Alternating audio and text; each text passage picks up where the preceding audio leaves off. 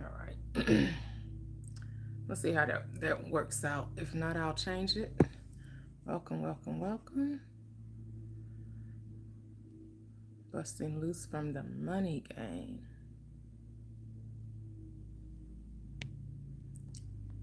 Reframing our mindset around money. And so I am streaming on YouTube and TikTok. Welcome, welcome, welcome. You're ready to break loose from the limitation of money, how you perceive money, what you think about money. Stop trying to play their game and play your own game, right? You get to decide, how you're going to receive money, how much you will receive. You really do get to decide that once you stop playing the human game and start playing conscious creation. You are a conscious creator. Once you start consciously creating, instead of just sitting back and allowing life to happen to you, you can consciously decide what you would like to experience. So we will be discussing chapters 5, 6, and 7. This is our third week regarding this book. I know I didn't change the topic from deconstructing from Christianity, but it still is deconstructing from that mindset. Because religion is a source of limitation, tries to control you and tell you, all of the horrors that can possibly happen to you, and hardly ever reminds you of, how freeing it is to think for yourself. So that's what this platform is about, and that's why we're discussing busting loose from the money game. The meeting starts at 11 o'clock, so we'll be waiting a few minutes for others to join, to come on in. Those of you who have read the book or are looking to hear about the book, maybe you've never heard of this book, Busting Loose from the Money Game. I feel like busting loose. I feel like busting loose. Hey, hey. Grand Rising, Delissa, welcome, welcome, welcome. Understanding that this world is whatever you say it is. So if you think it's a dystopian type world that you're experiencing, well, hey, go for what you know. You can create utopia for yourself. You can create, heaven here and now, which is peace and trust and understanding of who you are and why you are and the purpose for your existence. It's just to experience life in whatever way you want to, however way you choose. There's no you should do this, you must do that. It's what is your heart telling you? Where's your heart leading you to?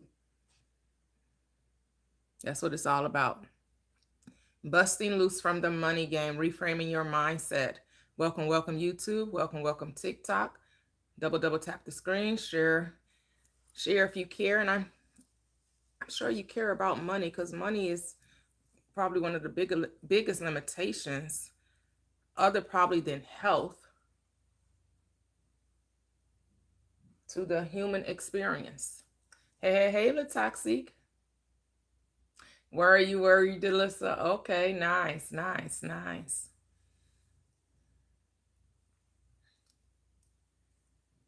So if you have anything to share, request up. I think I'm going to change the outlook though. Let's see. This doesn't look too different.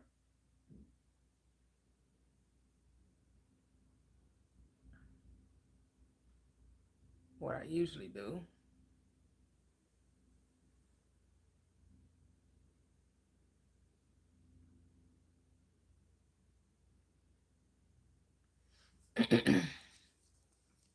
Busting Loose from the Money Game. We're reading chapters 5, 6, and 7. You can get a free copy on the internet. You can also listen to it on Audible, which is how I choose to listen. And I also have what we like to say in school, when we were in school, Cliff Notes. I will hopefully you'll be able to see a good the Cliff Notes that I reduced in size. Hopefully they'll come up on the screen and they'll be easy to read. Hopefully. Come on in, come on in. Book club starting. Busting loose from the money game. Understanding that you are the creator of your reality. And all you have to do is change the way you think about money, and the way you experience money will change. Don't stop talking about how difficult, life is, and how broke you are, how you don't have enough money, and, this is too expensive, that's too expensive. I don't know what I'm going to do. I see no way out. Your words are so powerful, and it's the way you think about life, is the what you're creating about life, right? And when you come truly to understand and accept that this world is all make believe, and you are believing, your believing is making you experience life as you are. So if you just decide to get a different perspective, not to try to figure out how to bring money to you, but to recognize that you are money. Hello, hello, welcome, Kristen, over here on YouTube. So I am streaming on YouTube as well as TikTok. TikTok, we can bring callers up onto the screen. Just request up, come into the box, and we can discuss the book. Because this isn't for me to teach, this is for us to discuss. So I will not be teaching this book. We will be discussing this book. So I do encourage you all to come up into the box so we all can give our thoughts on what we've been listening to or reading. Oh, I'm doing amazing. How are you doing, Kristen? We're busting loose from the money game. We're understanding when you change your perspective about money, how you will experience it will change. You'll just start thinking of ways for money to come into your experience, and it will be just like a magnet, right? You'll be magnetic. Like money will just want to be in your reality because you change the way you think of it. Hey, hey, hey, Michelle, welcome, welcome, welcome. Aw, sending love and virtual hugs, Latoxic. I know this can be very difficult when our parents transition out of this third dimensional reality.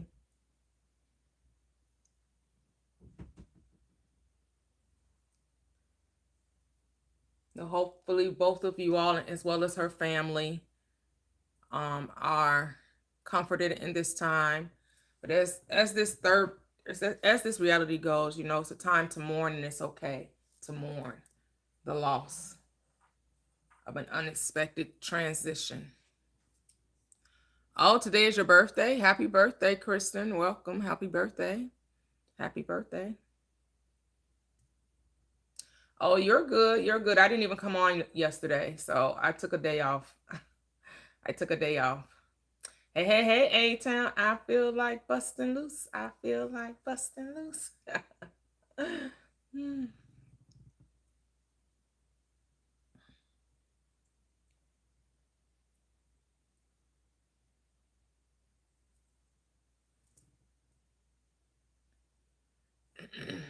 So come up in the box, double tap the screen, share the live, join the live, so we can have a great discussion about the book.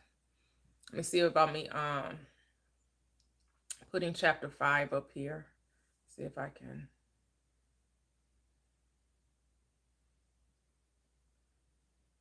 The notes from chapter 5. Let's see.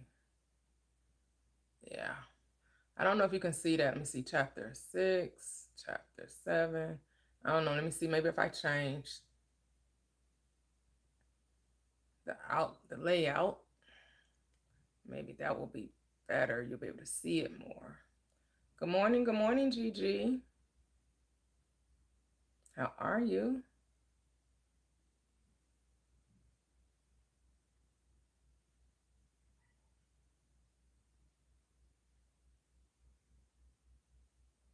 Let's see. It's a little blurred. The only thing is with those cliff notes, that it wouldn't let me copy. Like I couldn't copy and paste so I could make the words. Okay, have a great day. Enjoy your birthday. I'm doing amazing. Thank you, thank you, thank you. Hello, hello, Cheryl. How are you? I'm good. Can you hear me okay? I Yes, only I. have one bar. You said you're I, in your car.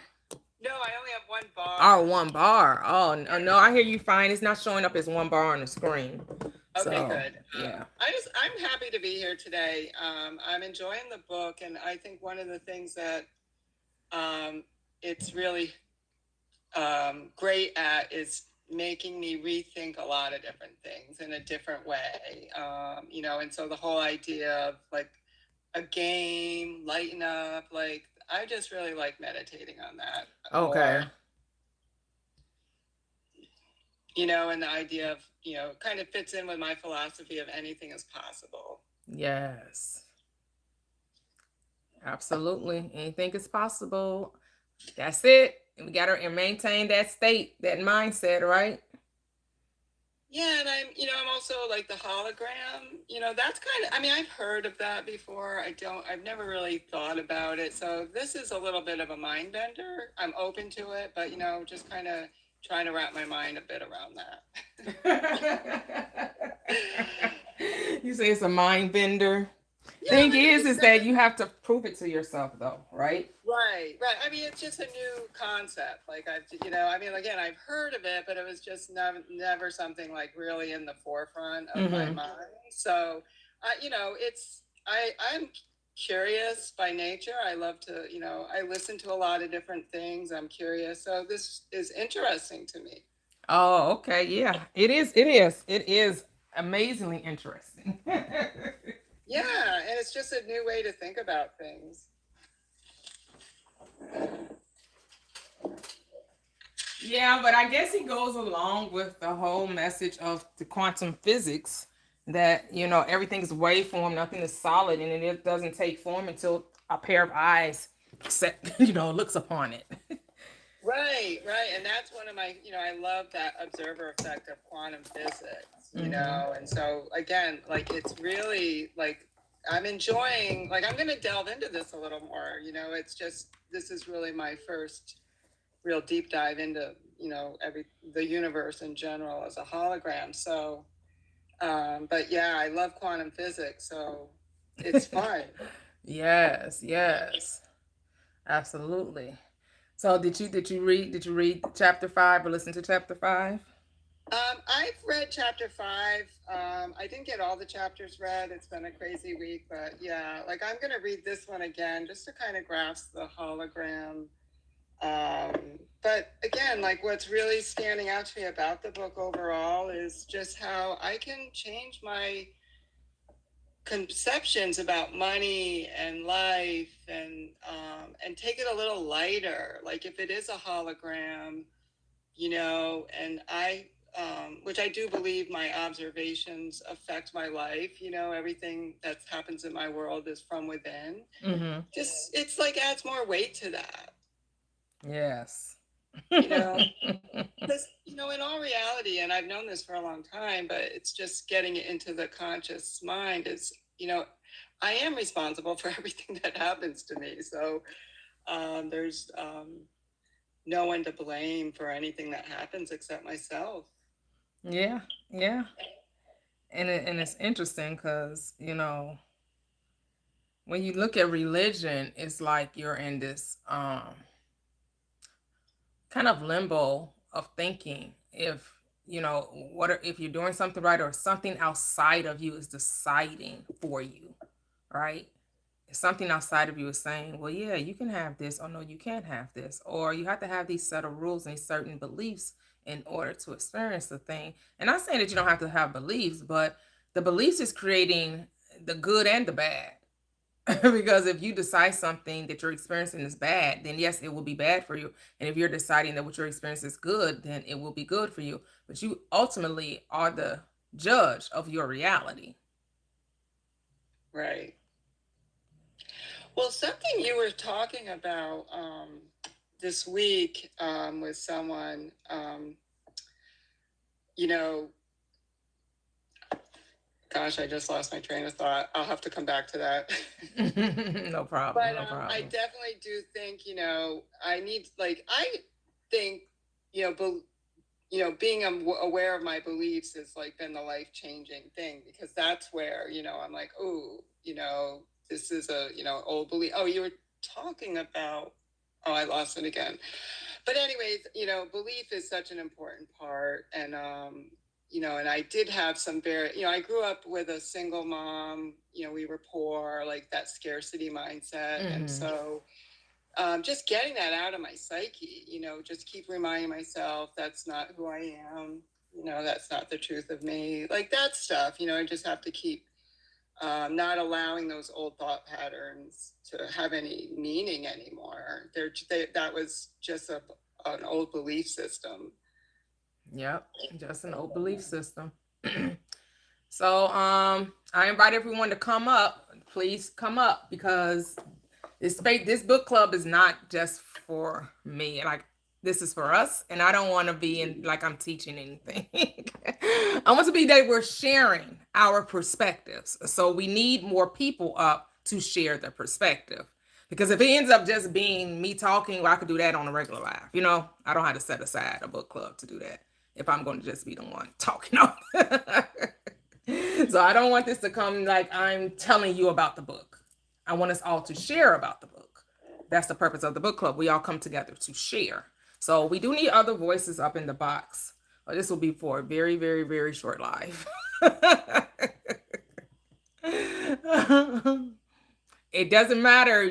Just because it shows one request doesn't mean you can't come up. I just have it this one, like I have the layout like this because I was trying to make this box bigger. But you can still come up. Yep, you'll just stack the box. You just stack on top of each other. Good morning, good morning. Good morning, good morning. Hello, Gigi. Yes, I still think I could have 8 people up here, I believe. Cool. Yeah. I just changed the layout. Oh, okay. Just so you can see the screen better, because it's kind of blurry. But I couldn't make the Word doc too big, because then you wouldn't be able to then the words would be cut off. So you have to whatever. It doesn't matter. We could just talk about the book. I'll read out. I have another screen that I can read off of just in case you can't see that. It's fine. Maybe on other people's page it shows that request box. So yeah, it's fine. I was just wondering. Okay. No, I'm talking about the document on the screen. If it's coming out kind of blurry. Oh, look. Oh, okay. I can see it. You can see it pretty good. Good. Okay. Then that's all that matters. So we'll get into chapter 5, which is other people are actors in your hologram reflecting you. So this is not unlike the teachings of Neville, right? Who tells you that everyone else has no free will in your reality, right? That you are the director, the producer, the author, as well as the star. And the people that come into your world are just playing the roles that you've created based on the script that you've written. Right. So he's saying the same thing, that these people don't exist in your world. They only there to make your reality seem more real. But they're actually versions of you.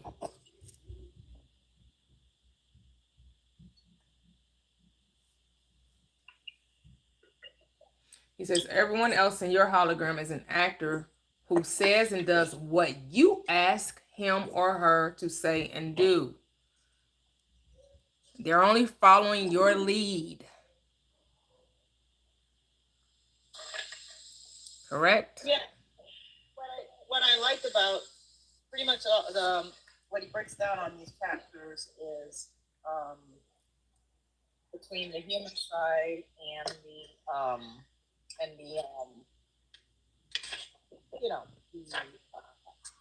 between the conscious and the subconscious, your human side and your spiritual side, or your human side, the 3D and the 4D, kind of worded a little better. How we've been told that money or anything in our lives is played a certain way, when really we can make up our own rules and still succeed at it. Okay. Yep.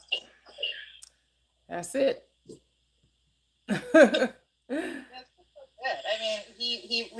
reiterates like the previous chapters on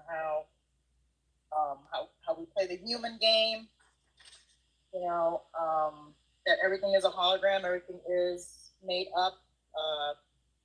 You know, if we say that something is going to go good, it'll go good. If we say something's going to go bad, it'll go bad. It's all our perception, how we judge things. Um, these rules have been made up for us, like, oh, you know, money doesn't grow on trees. You know, that's not true, because I believe money does grow on trees, because I found money on shrubbery. So Yeah, you sound a little far away from the mic, oh, okay. Gigi. I'm doing my hair while I'm talking to you. Oh, okay, because it's kind of like in and out. Like I'm catching some of it. So like I was saying, can you hear me now? Yeah. Okay, like I was I mean, I saying, can hear you. You just sound echoey and far away from the mic. oh, okay. Let me see if I can put my headphones on. Hang on.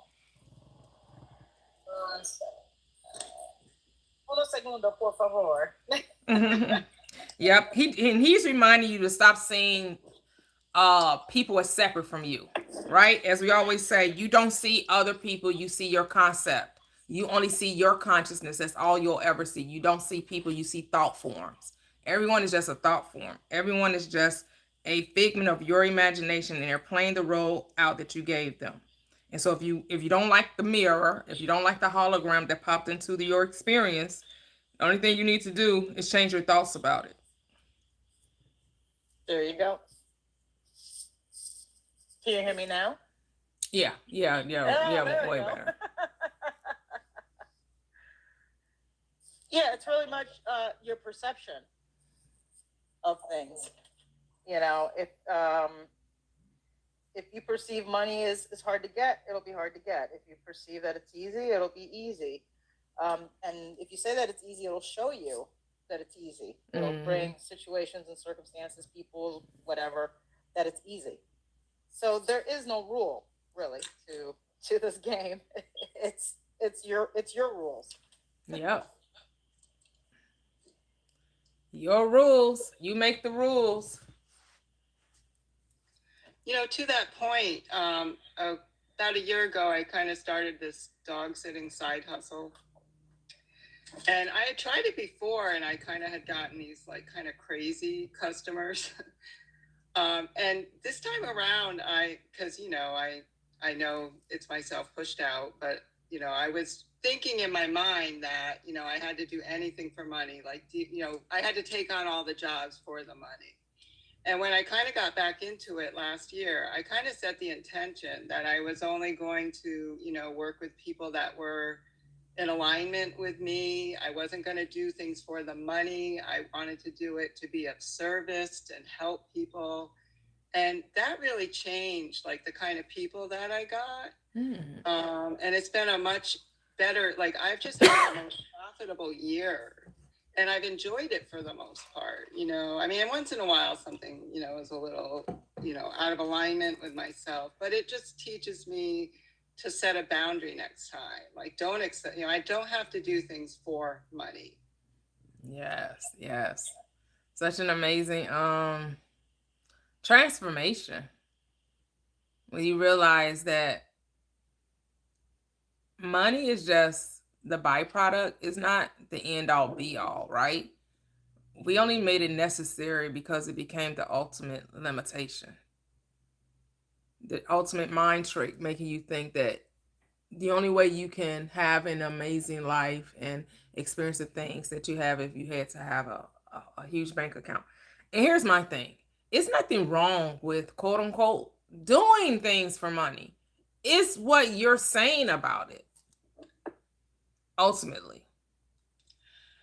And that was the shift, because before I think my mindset was it didn't matter what the job was, I needed the money. You know? Right. And now it's like, I'm not going to do stuff out of the mindset that I need money, so I'll become a pretzel, you know. Right. The lack, coming from the lack mindset, right? Right. I'm coming from who's a good fit for me? How can I be of service, you know, to these people and the pets that I'm sitting for? Yeah, because in noticing that it's not separate from you. And I think that's Right. the thing. We think that it's out there and we got to bring it over here. And there's no out there. There's nothing out there. Nothing Well, is separate from you. right, and I that's one of the things I like about listening to you too, because I don't listen to Neville as much, but I used to really be focus on everyone is me, like even, even to the point where like if I was in traffic and somebody did something to me, I started calling them a name or something, then I'd laugh because I'm like, oh, I'm really calling myself that. But I kind of got away from that way of thinking. So I like kind of coming back to that because that is really important for me to Right. remember. Right. Just make sure, guys, because I think my husband is tapping the screen and he doesn't realize he keeps requesting to come up. Just don't bring my husband up. That's Cisco. Do not bring Cisco up. Cisco is not trying to come up into the box. He's working and he's probably tapping the screen and isn't realizing he's requesting up.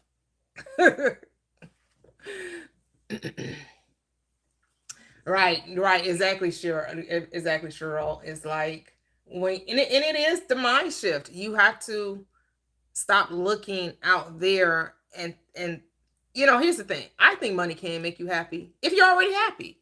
But if you're already doom and gloom, right? If you it's who you are. It's whatever who you are. And the thing is, even if you're unhappy with money, it still makes life more like easier if you have money and happy as opposed to being unhappy and having no money. You know what I'm saying? Like, which one would you choose? Unhappy and no money or unhappy and some money? I think we'll take the unhappy and some money. Well, that's the thing. Like, one of the things you were talking about a while ago, and this isn't it exactly, but I can see myself is, I think a lot of people aren't, and I include myself, aren't really comfortable receiving. Mm-hmm. So I have to start looking at myself like, I'm like a mom, I'm, a mother, wife, daughter, like, I'm much more comfortable in the role of giving. Like it didn't feel good. Like, and I have to catch myself. Like sometimes, I'm like, okay, I got to get, people try to help you or do something. And it's like, no. But I think it's also like, giving and receiving are the same. So I think it's important to be comfortable receiving because that can block. Yeah. And it blocks so many because we've been programmed to this selflessness, always putting others before you. Like, like that's a virtue, to put yourself last and put everyone else in front, and you don't need anything. You're superwoman. You got this, help everybody else, but don't accept help. That whole mindset that has to be shifted, because that's what I like about this book. He says that money, when he takes money out of the equation and says that if someone did something for you, the normal thing you would do was say thank you. You would appreciate it, right?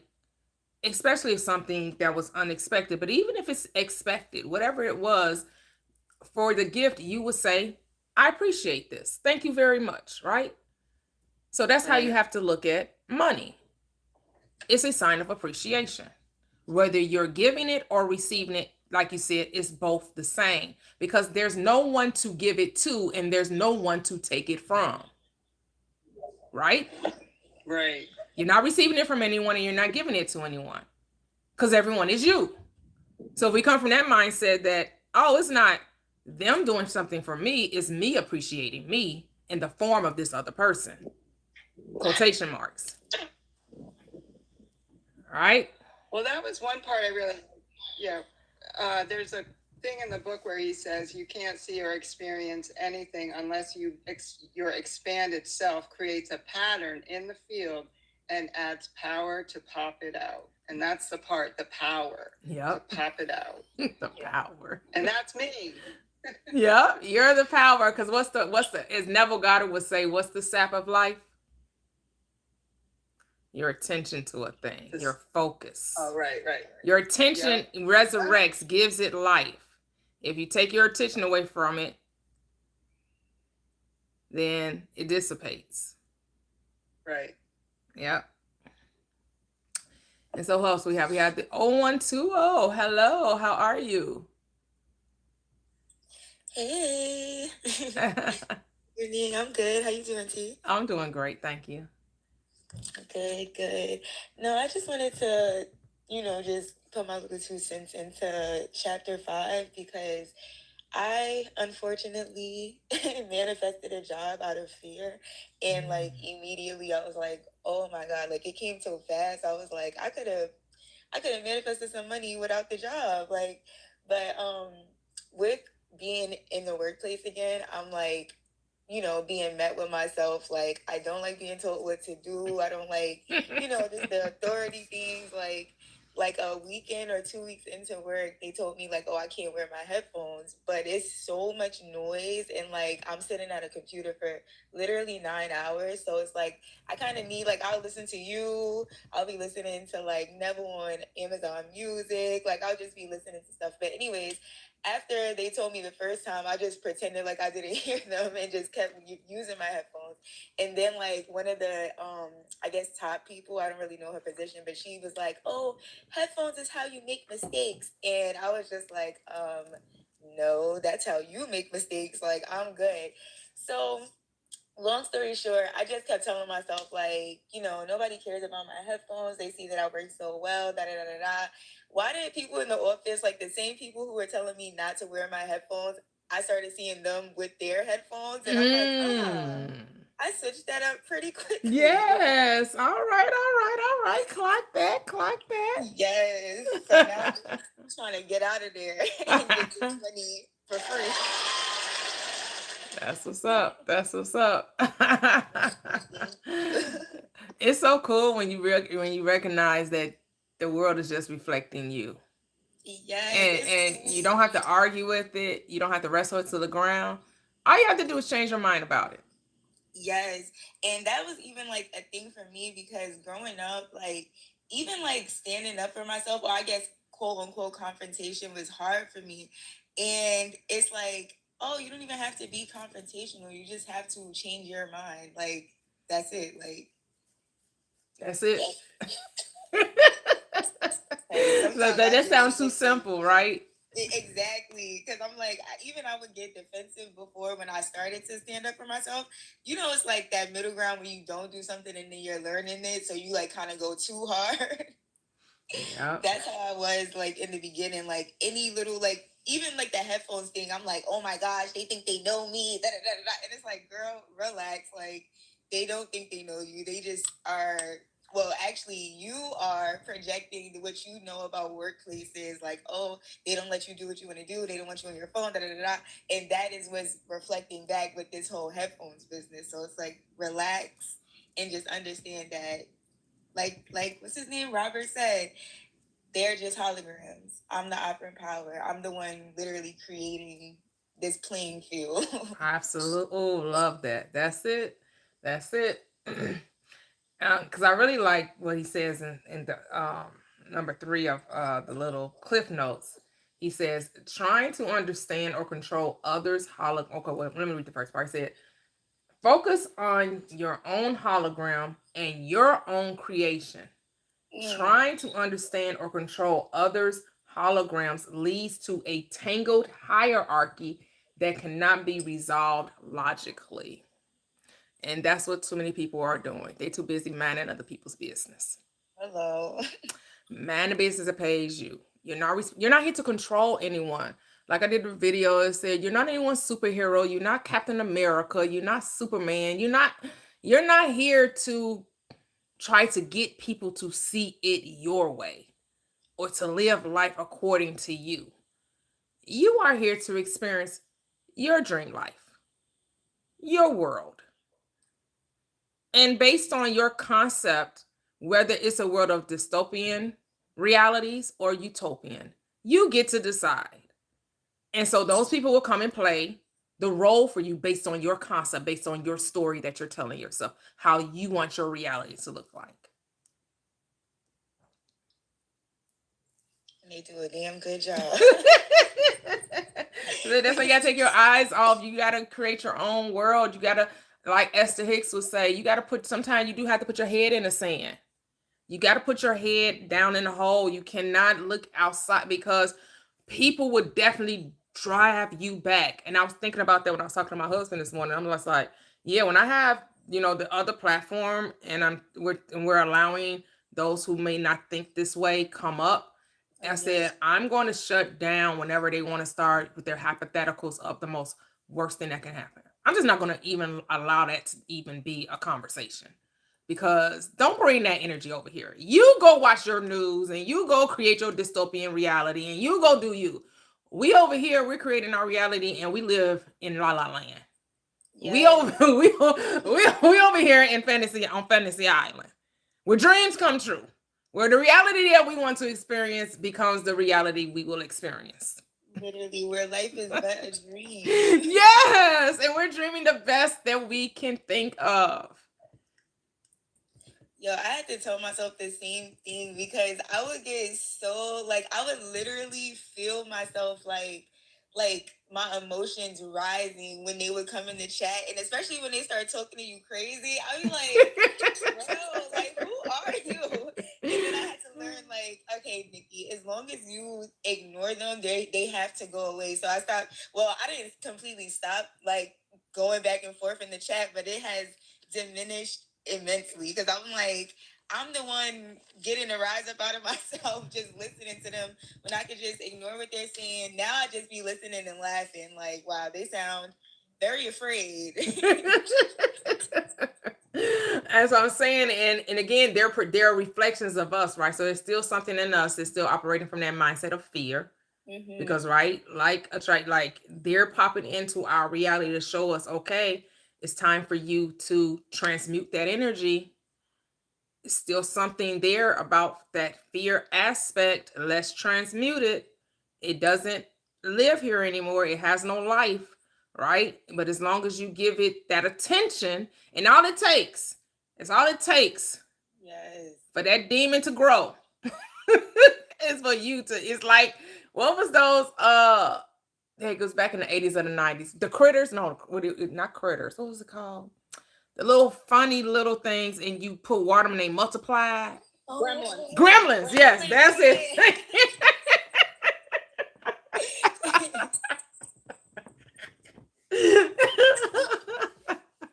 Right, gremlins. That's the only way they festered and grew, because you fed them, you gave them that energy. And so we just have to it's, man, awareness is so key. The power of awareness is so key. Oh my goodness, it's so key. Oh my goodness, being aware that you're aware that you're aware.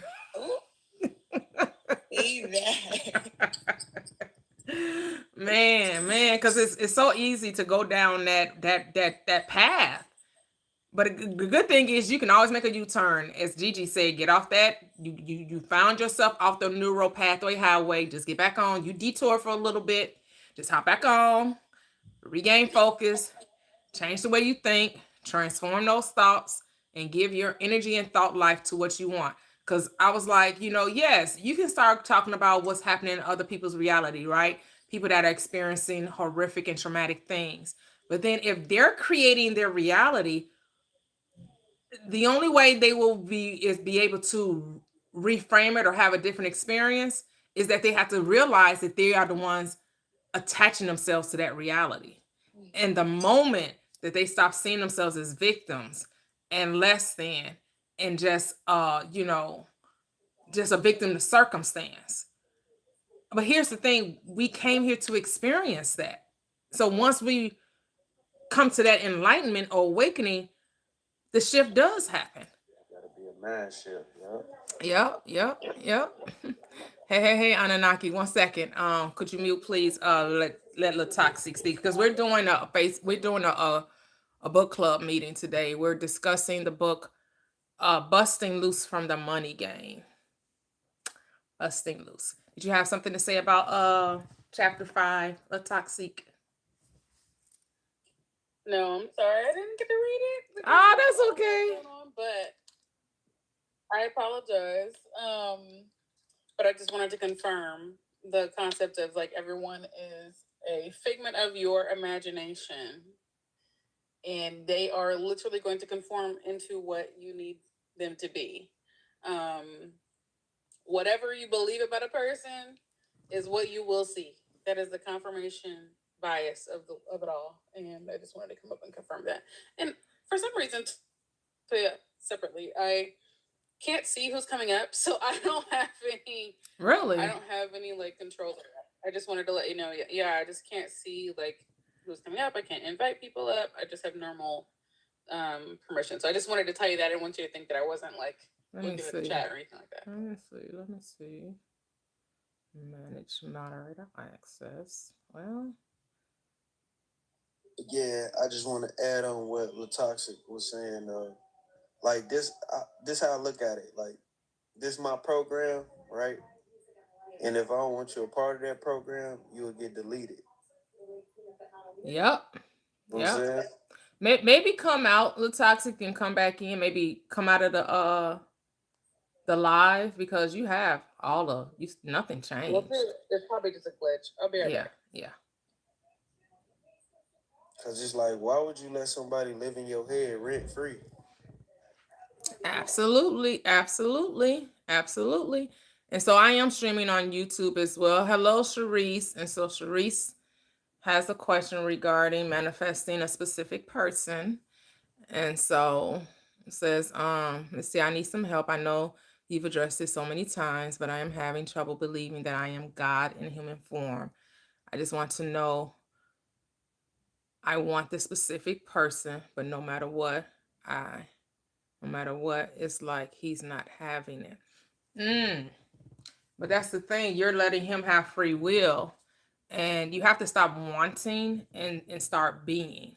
It's not a matter of wanting. Because you're wanting is why you're not experiencing it. That's the only reason. You're saying we're not together. He's not acting right. No, you're not thinking right. He's only responding to your concept of yourself.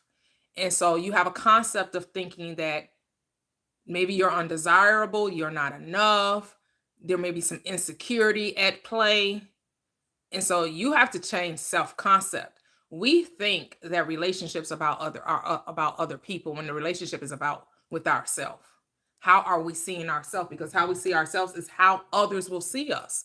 So if we're walking around thinking, oh my goodness, I don't know why they're not calling me. I don't understand. Because you're making it their responsibility to do something as opposed to commanding the reality you want to experience. Like many people will say, oh my goodness, he calls me all the time. He's so obsessed with me. He can't get enough of me. He enjoys me. Every time he wakes up, he thinks about me. He's sending me good morning texts. We're talking on the phone until we fall asleep. We're falling asleep on the phone. That's just how much we enjoy being around one another and communicating with one another. Oh my goodness, he plans the most awesome dates. Like however you want your relationship to look, you have to say that's what it is. And this is what you have to understand. You don't look to the 3D to confirm anything. The 3D is just to be experienced, is not a place for confirmation. Facts. 3D is physical, you know? You're right. The physicality is the effect, is never the cause. So if you keep waiting, I'm waiting for him to change. I'm waiting for him to call me. He has to show me that he loved me for me to know that I'm loved. Well, then you may never feel loved then if you waiting somebody else to confirm that for you. Yes, it starts with self, you know, self-love. Love yourself first, and you will attract that, you know, your magnetism will be amplified, and people start coming in your life that you need, you know? The 3D is your servant. You don't serve the 3D. The 3D serves you. Right. And all it is replaying your old story. So just think of okay, we're the director, we're the producer, we're the star, right? So okay, you're the editor too. So let's say like they do in Hollywood, and there's a chapter in this book about Hollywood movies. If there's a scene of a movie that you don't like, what does the editor do? He removes it. The director say, okay, I don't like that scene. Add this scene instead. So what you're doing is you're revising. You're just changing the scene. So instead of saying that he's not doing what he's not conforming, say he's conforming. Give thanks that he's your boyfriend. He's my boyfriend. He loves it. I am so thankful. He's my boyfriend. Oh, he's so sweet. He's so nice. He can't get enough of me. You say it like that. Or if you happen to have an attitude about it, oh man, this guy just won't leave me alone. He's always calling me. He's always talking to me. He always wants to be with me. However it is you're saying it. Speak the story. Create the story that you desire. Who cares what you're seeing on the 3D? Even if you're seeing with another chick, say he's with you. Oh, look, there he is holding my hand. Look at that. He's always holding my hand. He is so romantic. He just loves me so much. You know, change the story. And it's funny that she mentioned that because somebody was asking me about their SP. And remember, I started joking about SP Saturday. Oh, yeah. On Saturday, I've had people like send me messages, or even on like if they see me with my husband or whatever, they'll be asking me about their SPs, and it's been on a Saturday, and I'm like, oh my god, I just created SP Saturday. My husband's like, SP Saturday. Because people have been asking me on Saturdays, or somebody will talk about specific person on a Saturday. Because we're joking around saying, oh, we're going to have SP Saturdays. Look, see, power of words. So when you're saying, where is it? Where is he? Or I've been affirming he's mine, but he's not here. Or I've been affirming he calls me, but he's not calling me. You know what God, universe is saying? Yes, you are affirming that he calls you. Yes. No, he doesn't call you. Yes, you are affirming that he's with you. Yes, he is not with you, because no matter what you decree, no matter what you say, God, universe is always saying yes and amen. So yeah, that's what I was just about to say. What Latoxi said, it's about, you just have to. It just sounds like you haven't decided. You're trying to play both sides of the fence, and it doesn't work that way. So you're just canceling it out, and you're staying in the same place. Right. He's your guy. He's with you. He loves you. He's only crazy about you. His ding-a-ling only gets hard for you. He only wants to be with you. And this is let it go and let it flow. It's like when you put in an Amazon order. You put the order in, and you expect it. You trust it. Yeah, you just have to decide that you're in a relationship. To me, when you start being too specific, when you start trying to be too much into the details of it all, that's when you start minding a business that doesn't belong to you. The how is not your work. When you start talking about, oh, this is how it's happening, this is how it's going, it's happening this way, no. You're already in a relationship. So if you're already in the relationship, here's the thing. You have to think of it like that. When you're already in a relationship, do you go into a relationship, and maybe people do, thinking worst case scenarios? Because if you're already pre-programming yourself to be saying, well, he doesn't show up for me, he really doesn't call that much, like, say that the relationship is amazing, and then just leave it at that. Just say it's amazing, and then go your way in peace, and let it be amazing. Not how it's going to be amazing. No, just that it is amazing. And allow yourself to be amazed. Like, hey, I didn't even ask for flowers, and here he is giving me flowers. Man, I didn't even ask for chocolate. Here he go, buy me my favorite chocolate. Man, I didn't even ask for him to take me to. I didn't even say that we would go to this favorite restaurant. Well, here we are at this favorite restaurant. Man, I didn't even man, he's planning out. He's planning vacation. I didn't even ask for. Just allow the unfoldment. Stop trying to predict what it's going to be like. And just know however it is going to be wonderful.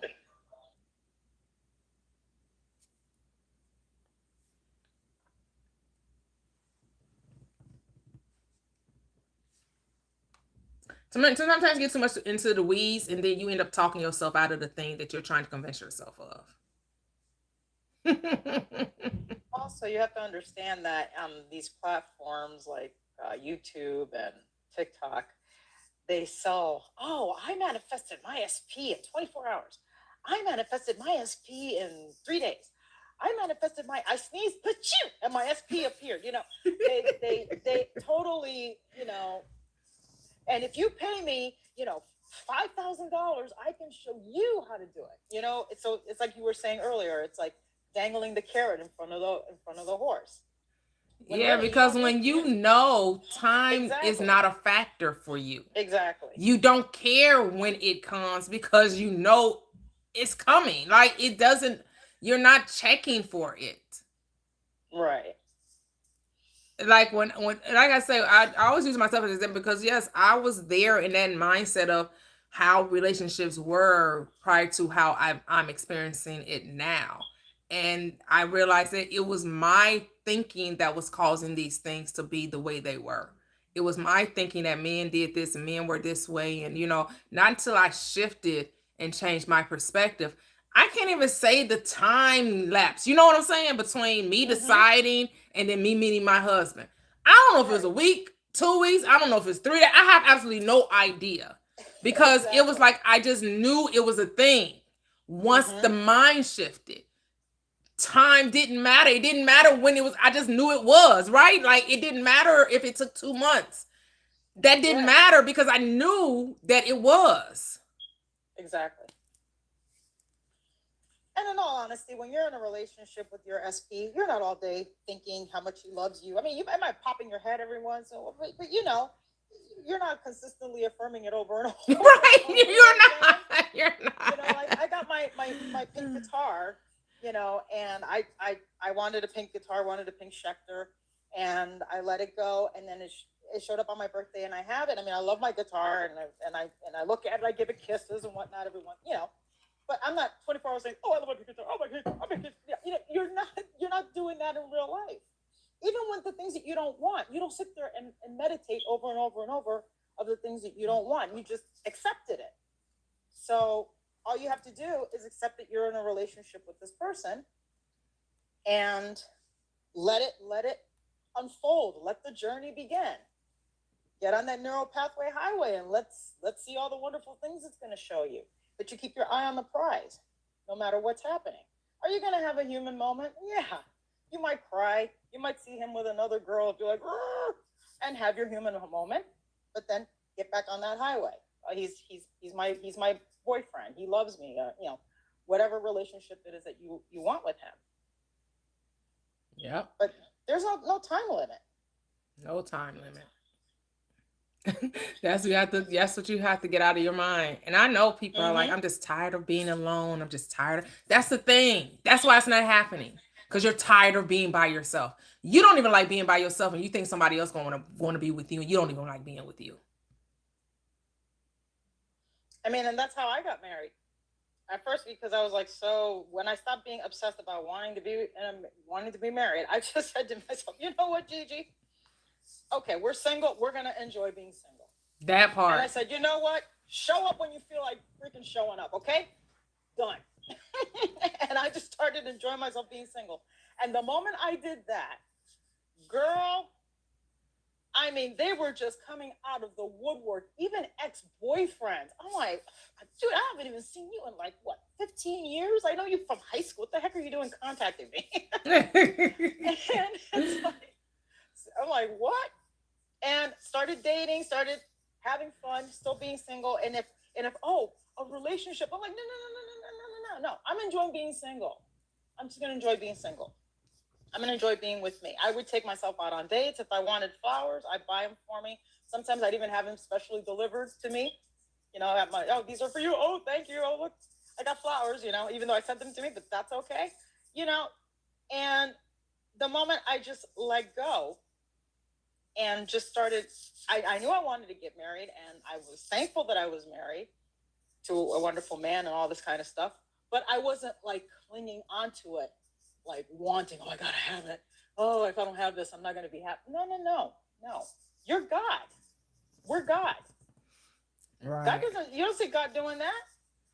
Oh, let's take it even further. You never saw Jesus doing that. So, and he said that the same things he can do, we can do it even greater. So, don't give this person free will. They're in your movie. Rewrite their part. Yeah, but we're gonna hold off on the SP because SP Saturday. Nope, this is book club. I don't know, Lil Toxic. Maybe does your TikTok require an update? It must, because it's glitching like crazy. Yeah, I'm like, it may need an update. Is it showing that I'm in the big box? No, you're on the panel with everyone else. Oh, The on the I big see it, box, Tasha. the big boxes has the notes. okay, got it. It's just my glitchy app then. Sorry. That's okay. That's okay. And A Town, are you good? Do you require an app? Are you coming up in the box? Cause this your book, dude. We need to hear you. I know you missed Totally. last Saturday. Totally, man. This is your book. No, we playing in the background. Come on up. Come on down. You're next up on The Price is Right. Hey, Come on to the A-Town. A-Town. Hey, what is good, everybody? What is good? No, this book is definitely super duper awesome. Let me ask you this: was everybody able to grasp uh, the holographic plate analogy? Did that kind of make sense to everybody? Yeah, it did to me. And how they showed like from the laser to the beam, and how that, because it's like, we see that, but we do that in our brain almost like simultaneously, I guess. Mhm. Well, it was Where we Hollywood see that copied our brains. Right. Well, that part. Facts. No, I definitely enjoyed. I missed two chapters last week, but I was able to catch up with y'all. It was my birthday, so Happy so I birthday, really wanted to A-Town. go into. Yeah, thank you. I really wanted to go into this chapter was just where it says the same thing is true for the human game and the holographic illusions we call reality. We can't see or experience anything unless our expanded self creates a pattern in the field. And I'm still trying to grasp trying to bring it over to the analogy world, to the present world or the world that we're in, where, as you guys were saying, we don't mind the 3D. But in one of the chapters, it spoke about how and I guess this was they say, as mentioned earlier, phase one of the human game is about total immersing yourself in the illusion of the three-dimensional world. So that 3D that it's referring to is our desired world, or are they referring to the actual 3D that we call it the 3D? Yeah, it's talking about the human game, the 3D that we think is so real. The world of effects, your physical world is the 3D. That's what he's referring to. That you think is real when it's all just an illusion. Okay, so that it says the patterns your expanded self creates is in the field are real. The power your expanded self applies to the patterns I'm sorry, but everything else you see and experience is your hologram and your holographic illusion. So I was a little lost behind that. Just behind, not really lost, but just kind of it just needed I guess translation, or I just kind of Okay, needed to so marinate. yeah, so the Cliff Notes put it this way. It was saying that nothing's separate from you. So it says the people you interact with in your hologram are not truly separate from you. They are other aspects of your consciousness created from patterns in the field by your expanded self. So everything you see, consciousness created it just for you to experience it, regardless who it is or what it is. Whether it's the car, the house, the girlfriend, the mother, the siblings, the job. Everything in your world is created from the pattern that's in the field. So the field is the waves, right? And it's not until your expanded self, collapses it into form through what? Your focus. So it's the intents of your mind is what you're seeing. Does that make sense? Yeah, it does. So it's like nothing is there in your world. Nothing in this world is not real. It has no has no power in and of itself. The power is coming from your expanded self, from your awareness, from your consciousness. So like when we say there's no out there, there's only in here, it's only what's going on in your mind. So look at your mind as the projector and look at your world as the screen, where you're only seeing what you're projecting in the mind. And then you're seeing that on the screen of space. It's just like watching a movie. When you see the projector in the theater, if they change the film, the screen is going to change, right? Same thing with the mind. When you change your mind, what you see in your world is going to change. Okay, so when we're looking at, so I've heard us reference there is no good or bad. So what does that projection is? What kind of projection is that? It's whatever you're saying it is. So two people can have the same exact experience, right? Mm-hmm. And it's your assumption about the experience that determines whether it's good or bad. So one person could say, two people say, oh, I want to make more money and I want to be promoted in my field, in my career. And both of you are having the same desire. You may even be in the same field. One person gets let go and feels like it's the end of the world. I asked for a promotion. I asked for more money. How am I going to lose my job?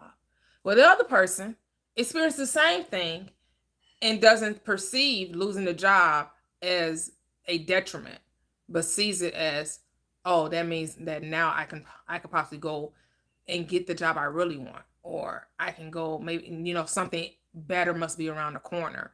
This isn't the end of the story because I asked for promotion and more money, and since consciousness doesn't play games with reality, when I ask for fish, it's not going to give me a serpent or a stone. It's going to give me what I asked for. But this is part of the experience to get me to my desired end. So if the one person looks at it as a detriment losing the job and can't see a way out and thinks that, oh my goodness, now I'm not going to pay my bills. I gotta, unemployment doesn't pay enough. Like they just start thinking of the worst case scenarios. Do you know when you start thinking the worst case scenarios, you start creating them? But the other person doesn't see it as a bad thing. That isn't looking at it from a wrongful thing. It's saying, oh, okay. And I didn't really like that job to begin with. That just means something else better is on the horizon. I appreciate it. And then they end up getting networking. Somebody, it could be a friend was like, oh man, I know.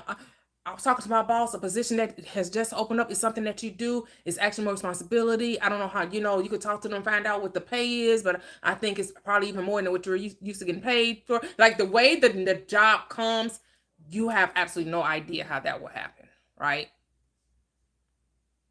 And the way we play our part in that particular scene right there, our part is just the knowing, just the practicality of us living in that end of whatever that is. Yeah. Because sometimes it's the beginning, or sometimes it's the middle, sometimes it's the end. But we just kind of have to stay in that feeling or in that vibe. Yep. You have to expect the best will come. It's about expectation, right? Expect that the best will come. Correct. Mm-hmm. Most people expect, like, they always go to the worst case scenario. They don't see that the losing the job was part of the experience to get you to your next passion, to get you to your desired outcome. That in order to make the more money and to get the greater position wasn't going to happen at that company. It was going to happen. Not that it couldn't, that just wasn't the option for this reality in which you're experiencing. For sure. No, that's good. I like the key points as well, just how they kind of break down, you plus your expanded selfish consciousness and those things. And, I really like the expansiveness of how they just kind of break stuff down like that. So we can eat it up a little better. Yep. But yeah, I'll let somebody else share. Oh, thank you. Can I say something quickly? Oh, of course. What you were saying, T, about how like one person will see losing their job as like, oh, this terrible thing because they were manifesting something else, but then the other person will see the opportunity in that. Not to jump ahead, but that kind of goes into what Robert was saying in the book in chapter 6 with the judgment, like how we have a certain judgment of things, and that good or bad label is what like kind of drives like how we're feeling about the situation, but it's literally still coming from how we're thinking about it. Absolutely. So true. Yep. Because I did want to move over to chapter 6, unless you guys have something else you wanted to bring out about chapter 5. I think I'm good here. I did want to tell a little tiny story about this job that I got and how I got it. Mhm. Like, if y'all don't mind. Oh no, go ahead. We love success stories. Yes, so it's a mediocre for me because it's like it's a success story in that I manifested it, but you know I don't want to work, so I'm like, but You're funny. so so I was in this big situation. It looked like I was gonna lose my apartment, and I was like literally in shambles. So I was like, "Oh my gosh, I have to get a job." And I was at my mom's house. I stayed till like 11 p.m. I got home at like 11:30, and then I was like, "Oh man, I have to do some more job applications." But then I looked at the time, and I was just like, "You know what? One of these jobs that I applied for is gonna hit me up this week," and I just let it go. The next morning, I woke up to an invitation for a job interview, and it was actually for my sister's job. So 2 days later, I got the interview, and I'm like, you know, I did a little script like, oh, it was so easy. They hired me on the spot, da da da da. Do you know it wasn't even an interview? It was like they were telling me how great my sister is at the job, and basically they were telling me like because she's so great, I got the job. So Yeah. the acceptance of like I don't feel like doing it just came so quickly. And even though I don't want to work, I am grateful that it came, you know, so easily because when you don't want to do something, you don't want to work hard for it. At least that's me. So I just wanted to say that because really it was just the acceptance of like, I don't feel like doing this, so I'm not. And I guess me just laying it down and giving it to God and me, God was like, all right, here you go. Yep. Beautiful, beautiful. Love that. Love that. The simplicity of it. And the thing is and we try to quantify it with, oh, if it's big, it doesn't come that easily. The small things, they come that easily. But we're deciding that something is big and complicated, right? That it must be more effort. It must take more time. It must, like we are saying that consciousness doesn't look at big or small. Consciousness isn't deciding, well, because it's this thing, you have to wait this long. And because it was this thing, you only had to wait this amount of time. It's things can just happen instantly, but it depends on how quickly you are ready to accept that it's done. How quickly are you able to not make it a problem? Because a lot of times we make the things we desire be problems. Go ahead, Gigi. Oh, sorry. It's all your perception. Yep. I was working for United Healthcare here in my state, and I got hired to work there again. But they kind of had like a little bit of a power issue because since they're like the big fish in the area, they felt that they can hire and fire people at will. So I applied, and for the third year working as a temp, and I did get hired. And then for some reason, right then and there, they let me and like 10 other people go. And so I was upset about it because I had to cut my vacation short to start the job.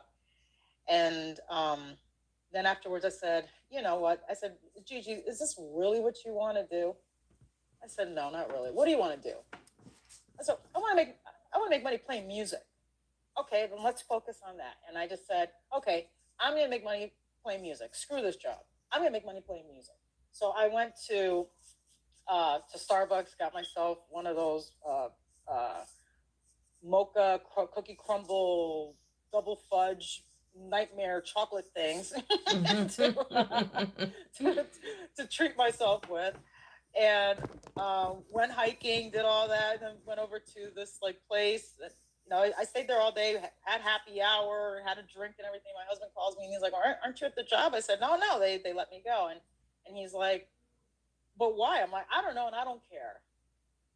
We're gonna make money playing music. And then like about maybe a couple of days later after that, we got a phone call and a casino hired us to play. Nice, nice. So yeah, and then like another bar, and then private parties, and started hiring us to play music. Yes. So yes. I mean, I could have looked at it like, oh man, what am I gonna do now? Agony, agony, or okay, something better is gonna come along.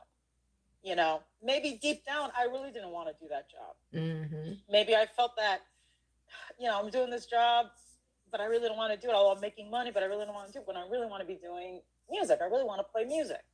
So subconsciously, I got myself fired. Yep.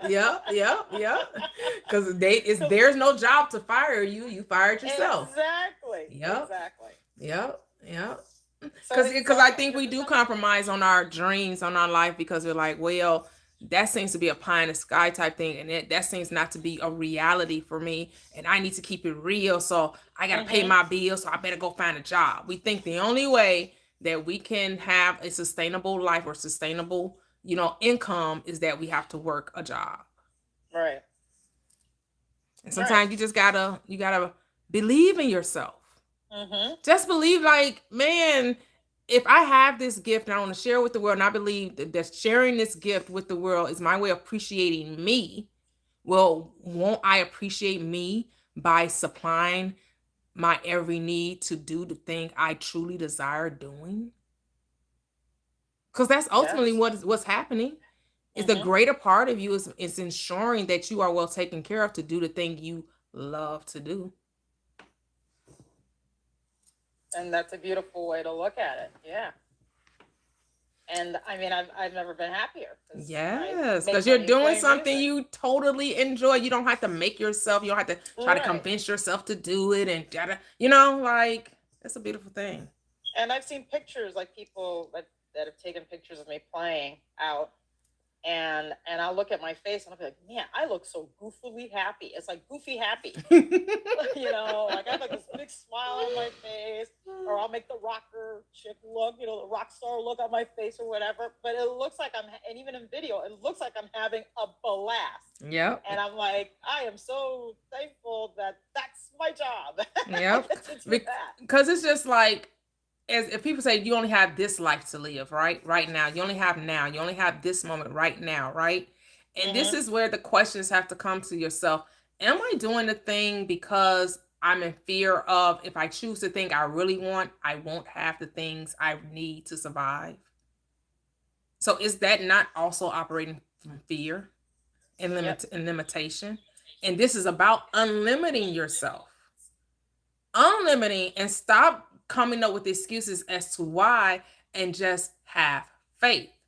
This is where faith is required, where you don't know how you're going to get there. Just know that you're already there. And the things that need to happen to ensure your success, your prosperity, has already been devised by your expanded self. Because everything already exists. That life that you're putting on the back burner because you're operating in fear already exists. It's already there. It's already done. You're just shifting to the reality of where you are experiencing it. Man, that's such an amazing, and the thing is, yes, you're going to have the world tell you that's not how it goes. That's not how it works. You're not supposed to do it that way, right? That's all I was saying. You want inspiration. Maybe you don't have inspiration from people in your everyday life, but we do have, our world will give us something that we can hang our hat on. So that's why I was like, hey, listen to Jermaine Dupri, this boy, 12, 13, 14 years old, planning out his music career. He didn't know, people would have told him, that's not how you become a star. That's not how you start producing. But he didn't have no one to tell him that it should go this way or should not go this way. He only had him because he didn't have money. He only finished sixth grade, up to sixth grade. He didn't even finish elementary school. So talking about not going to high school, he didn't even finish elementary school. And it's amazing that he would say, but I wouldn't say that's the way to go. Why? Why again do you want to? You didn't put limits on yourself, but then you're going to tell the generation behind you, oh no, but school is a must. School is a must. It's only a must if people feel like that's their path. But you know how many people don't resonate with the school system? Yeah. And they are suppressing their gift by going to a school system that doesn't educate but indoctrinates. But only if you feel like that's where you're supposed to be.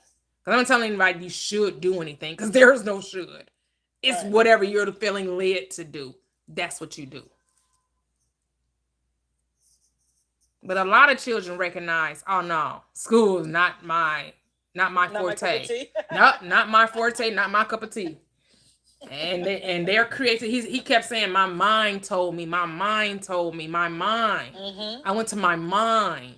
Man, the more of us would just go to our mind. And if we were told, go to your mind.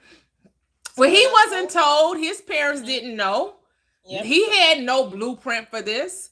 He was just doing what was in his heart to do, what was dropped in his spirit, and he was trusting that. He was literally trusting in himself. He bet on himself at 12, 13, 14 years old. Right? Yeah. Yeah. And so chapter 6 is, we're going to move to chapter 6. Discomfort reveals where your power is hidden in limiting patterns. The greatest amount of power is hidden where you feel discomfort. Power disguised. The intense feelings of discomfort you experience, fear, anxiety, anger, shame, frustration, are actually raw power you invested in creating limiting illusions in phase 1. The more intense the discomfort, the more power is available to reclaim. He calls them eggs of limitation. Limiting patterns in the field are reinforced. And so he gives a list of how they're reinforced through beliefs, judgments, and consequences. That's how we reinforce the limiting beliefs, the limitations to our personal experience. And so, yes, I guess that's what people describe, like what they call it, the dark night of the soul, or the despondency, or the helplessness, or the intensity of feeling alone, like you're all right, because that's where you're supposed to claim the power that you created this just to make yourself feel what it would be like to not know yourself, right? So you put so much power into believing that you were abandoned, that you weren't enough, that you were insecure, that you weren't talented, that you weren't smart enough. Like, you put so much power. When it's time to unlimit yourself, that you're going to feel so much discomfort, because it's such an unfamiliar space to the body to accept that you're really limitless, and not all the power that you put into make yourself feel limited.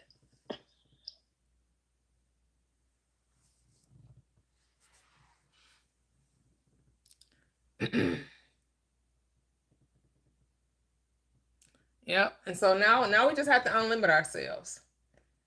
Unlimiting yourself. And so I like the movie Limitless. I like Doctor Strange, like Inception. Like, those movies really help you understanding, how you're creating your reality through your quote unquote beliefs. And I know a lot of people say, oh, well, beliefs, you need to know. Well, how many people don't know and they're operating just from belief? So you can say that people need to know, but a lot of people don't think that they know. A lot of people just accept what they were told, which is all belief means, that you accepted someone else's perspective about reality.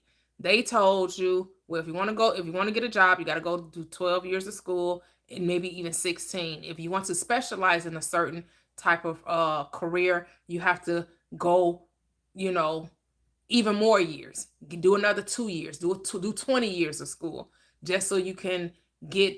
But usually school is a limitation, because school says, as long as you can regurgitate this information that I've put in you, then that will make you successful. I mean, the most people that have been greatly successful did not come from educated background, right? Now, I'm not saying that all, because we know The likes of Oprah Winfrey, she went to college, in journalism.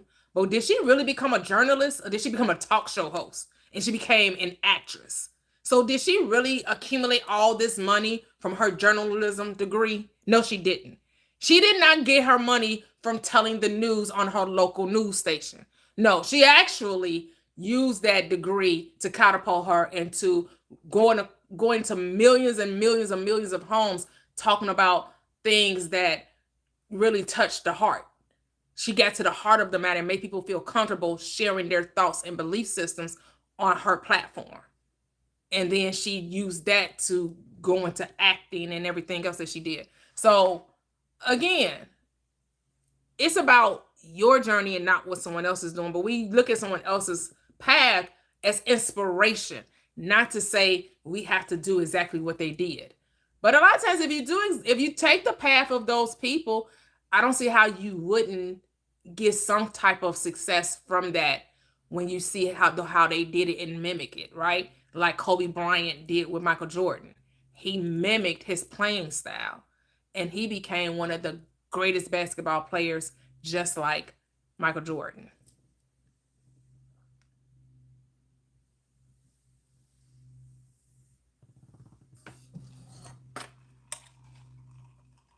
It's like the story of Yeah, but how many journalists have talk show platforms? Because a lot of the people that have talk show platforms didn't have a journalistic degree background either. When you look at, you had actresses also become talk show hosts. You have what's her name? The one that did the singer. What's her name? Jennifer Hudson. No journalism degree.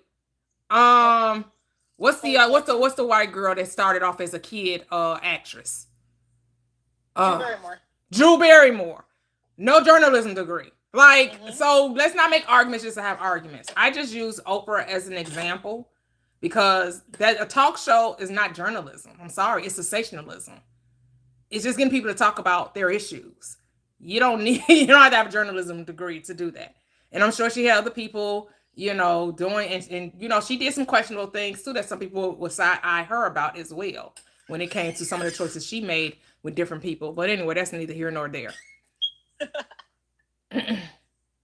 No, what I was going to say is that, when you were saying, like, if somebody, like, emulates or say that they are that person, like the story of Esau and I always get these two confused, either Isaac or Jacob, where he says, I am Esau. I mean, if these people were saying, I'm a journalist, I'm a talk show host, I'm getting a talk show, I'm an actress, then they will become what they say. Pamela Anderson did that. Yeah, because they think that you have to be great at it in order to do it. I'm not talking about how great Jennifer Hudson is at it, but she's doing it. I'm not talking about how great Drew Maria, Ricky Lake. I don't care how great they are at it. These ladies she still has the job. As much as people complain about how Jennifer Hudson isn't that great of an interviewer, she still has a job doing it though. And she's been doing it for how many years? Yep. And like they haven't taken, I don't know if she got renewed this season or not, because I don't watch her, so I don't know. But you know what I'm saying? Yeah.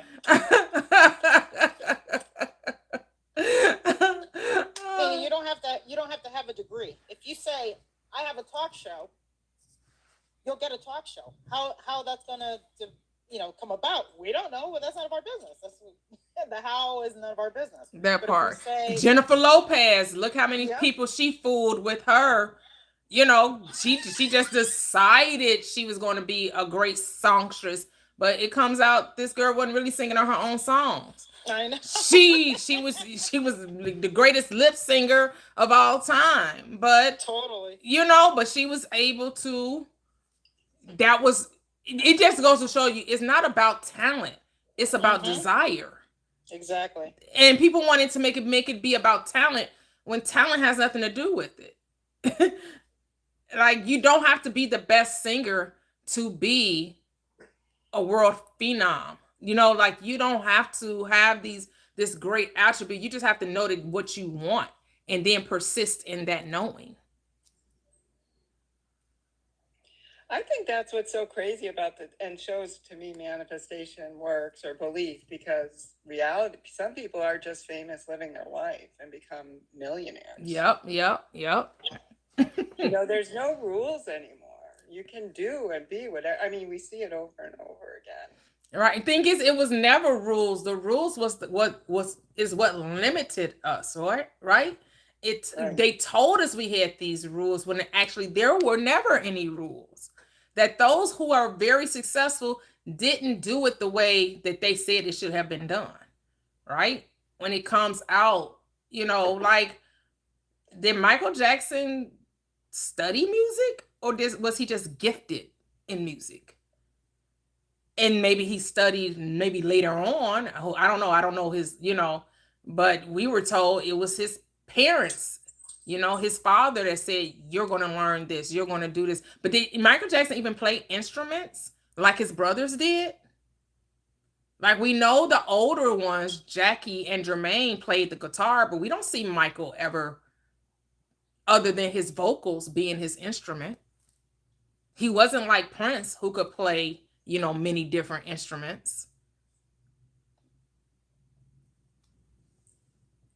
Well, Daddy beat music until You silly. not even. I'm sorry, I had to. Because I'm thinking about Eddie Griffin, because Eddie Griffin. But even as he got older, right? Because he did it to all the children, right? He did it to all 6 boys, right? But only one became a worldwide sensation. Only one changed the way music, the way we enjoyed music and listened to music and experienced music. Because he claimed it. Exactly. He called himself the king of pop before the world was calling him the king of pop. That part. And he would write post-its, and even Corey Feldman even said that in his house. He had post-its all over the place of like a positive affirmation. I'm the greatest singer of all time.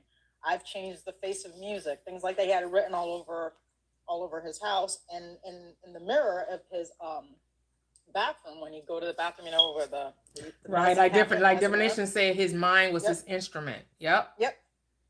His mind was an instrument. And that's what it is. Our mind, our consciousness, our awareness. That's what's going to count.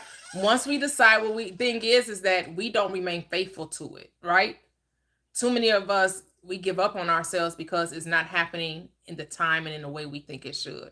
And so we don't remain faithful to ourselves, to our desires.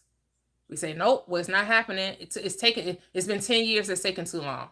It's been this, like, we get discouraged. We like, and we keep going back and forth, and we keep questioning ourselves, and we keep, creating these limitations that we're not even aware of.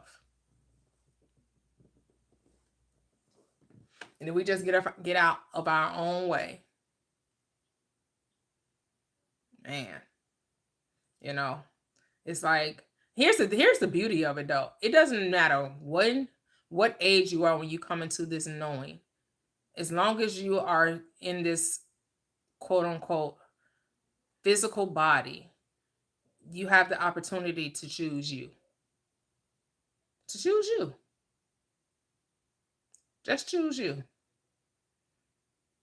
Let go of all the excuses why it can happen, and allow your mind to show you why it has already happened, why it is a possibility, why it is a done deal.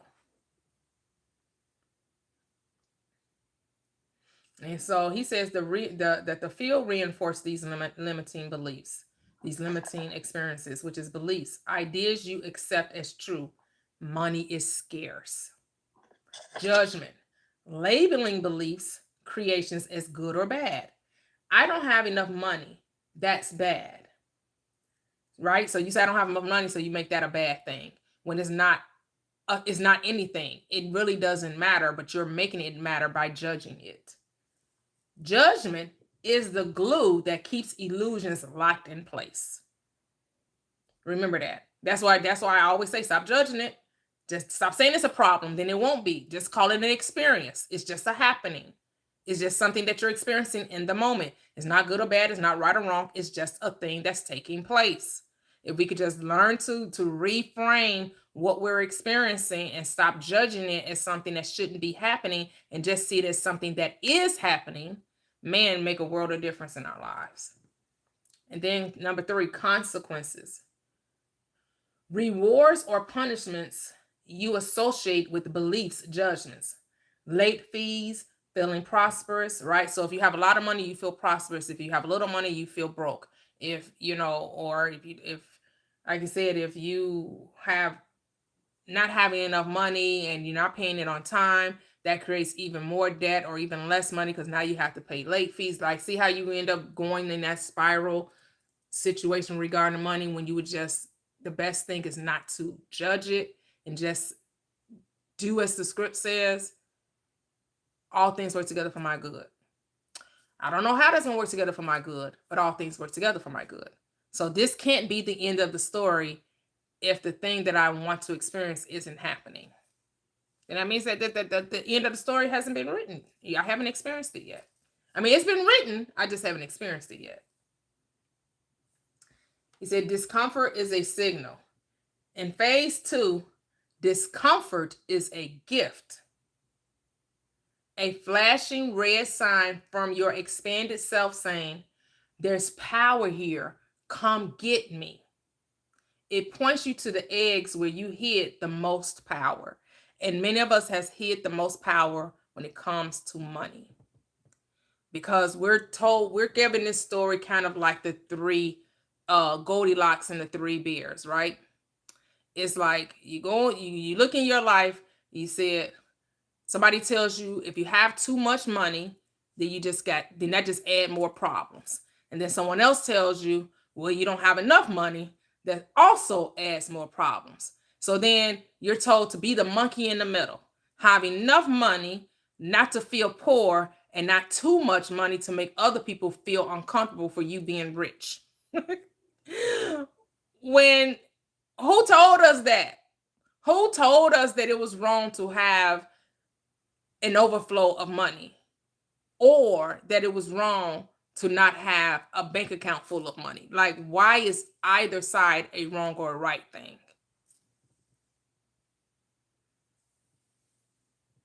Yep, like damn if I do, damn if I don't. And you got to let that mindset go. So if you're whatever discomfort you're feeling around money, that's where your power lies. That's basically what he's reminding us. When you're fearful of success, right? Because people think that they're fearful of not getting it when really they're fearful of getting it. Because they're fearful of getting it because they're worried about what the world is going to say when it happens. Or if they're going to be able to keep the family, right? Because we've been programmed, when you get the money, expect people to be hateful, people to be jealous, to people to be manipulative, try to figure out how to get what you got, try to take from you, right? So that's creating problems because as the world told you, hey, and the world also tries to convince you of the lie that you're not going to be happy with money. That's bullshit. You mean to tell me I can go buy whatever I want to buy, I can lay around, do nothing all day, and I could go travel to Paris if I want to, go to Egypt if I want to, and you tell me I'm going to be unhappy about that decision? I know, right? It just made me sound like you're not happy with your life. No matter how much money you would have, you just not going to be happy or satisfied. Mm-hmm. But don't tell me I'm not going to enjoy my money just because you don't know how to enjoy yours. Right.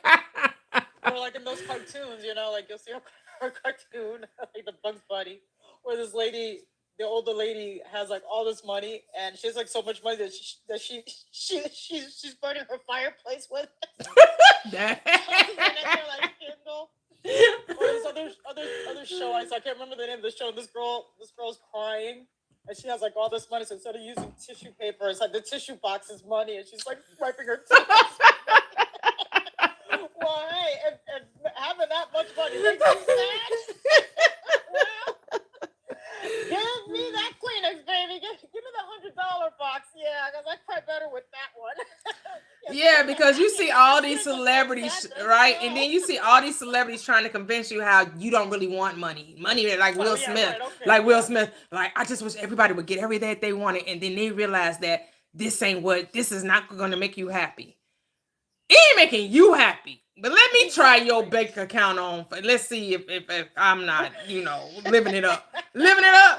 Do I do what I do. Hey, all my girls, they be, man, come stop. Like, no, I'm gonna enjoy it. Stop. Exactly. But the thing is, go ahead. And don't give it away. Like, y'all so unhappy, but y'all not spreading the wealth. Exactly. Yeah. Like, and I don't know, maybe they are, they love to give their charities, but my thing is, to me, the most effective way is just to give it to the individual instead of going through a charity. Right. And so if you don't want it, or you're so miserable with it, just they walk up to me and say, "Here, take it," and I'll be like, "T fam, let's go." We're chartering a plane to Dubai. Let's go. Right. I love divination. Divination. I can't even hear the hate from up here in my private jet. I know that's right. I know, right? That part. And I know that I had to disassociate that whole mindset with, because I'm, when I came into this knowledge, it's mid-40s, close to 50. So in the world of, of the human, the phase one, the human side, it's, make sure you have money for when you retire, when you get into that pension state, or that whole thing of, if you got it, make sure it lasts, or don't spend it all in one place, or make sure you have, again, those limiting thoughts come into your mind, and you don't even realize it, because it's like I wasn't even thinking that way until I came into the knowledge of self. Like, I didn't have negative thoughts about money. At least I didn't think I did until I came onto this side.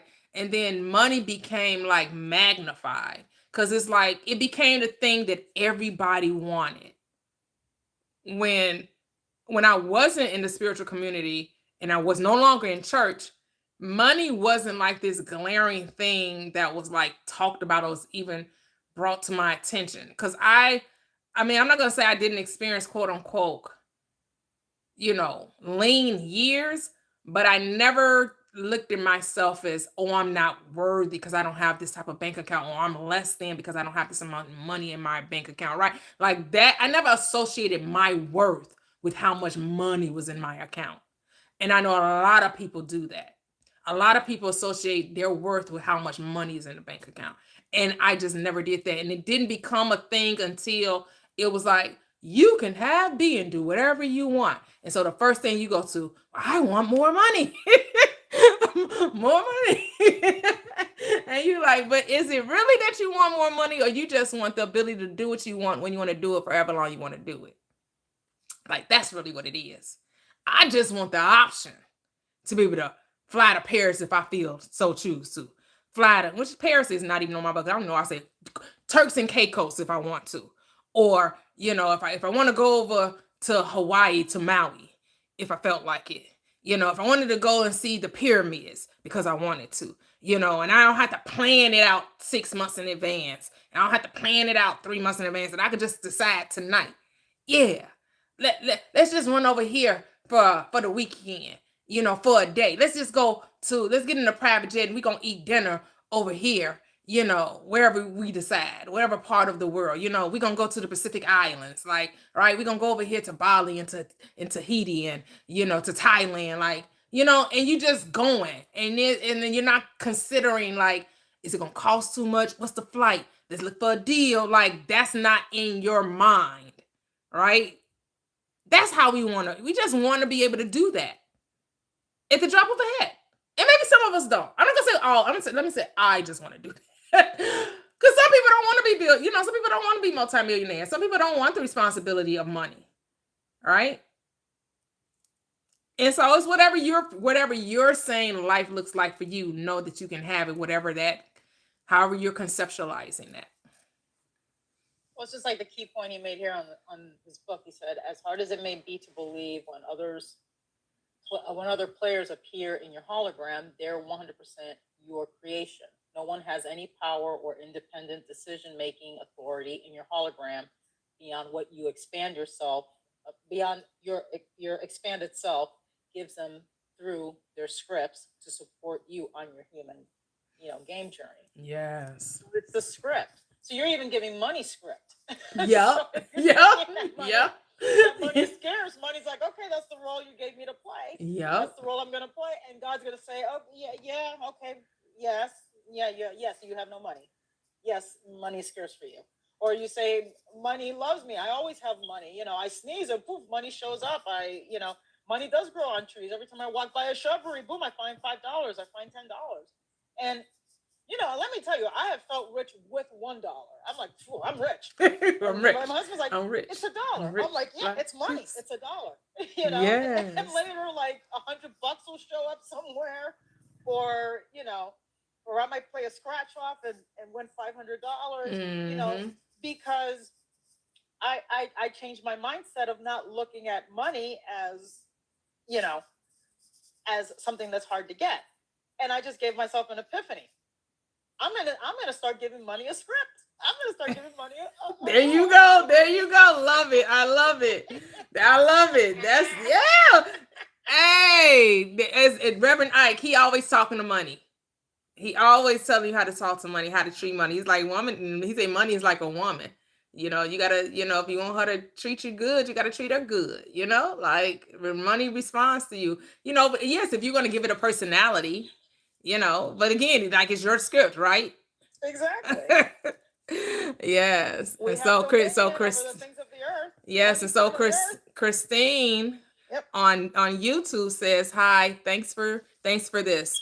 The problem for me is getting it and losing it or not holding on to it." Now this is what the reframing of the mind is. There's nothing to lose if there's nothing to hold, right? Because money in and of itself does not exist. It's only an idea held in mind. So if you start looking at, I like the way how this book reminds you to just look at money as a way of saying thank you. If you can look at money as a way of appreciating yourself. So when you get the money, whenever you think you're sending it out, you're thanking yourself. Whenever you're receiving it, you're thanking yourself. Whenever you're paying a bill, you're thanking yourself. Whenever you're taking yourself out to dinner, you're thanking yourself. Whenever you're being paid from your job or whatever passion you are enjoying and you're giving freely to the world is freely giving it back to you because it's really you giving it to you, right? Thank you. And they use the form appreciation. I like how he doesn't use the word gratitude. He uses the word appreciation because appreciation means to add value to yourself. You're seeing yourself as worthy of it, right? So whenever you have a bill come, I'm really appreciating, that I get to write this bill to myself because the money that you're sending out is not really going out, is really going to you because there is no out there. It's only you.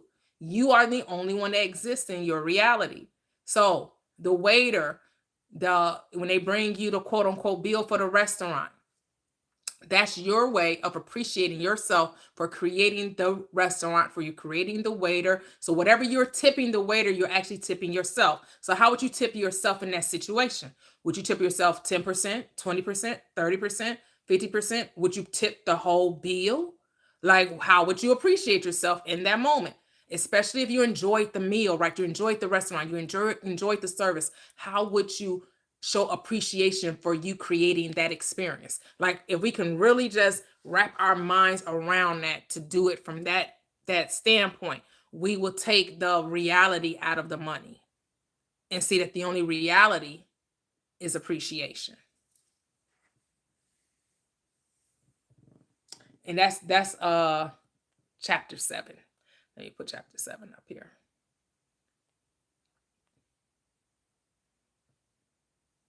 Right. There's no outside power Say in it. your hologram. It's all you. You have all the power in your hologram.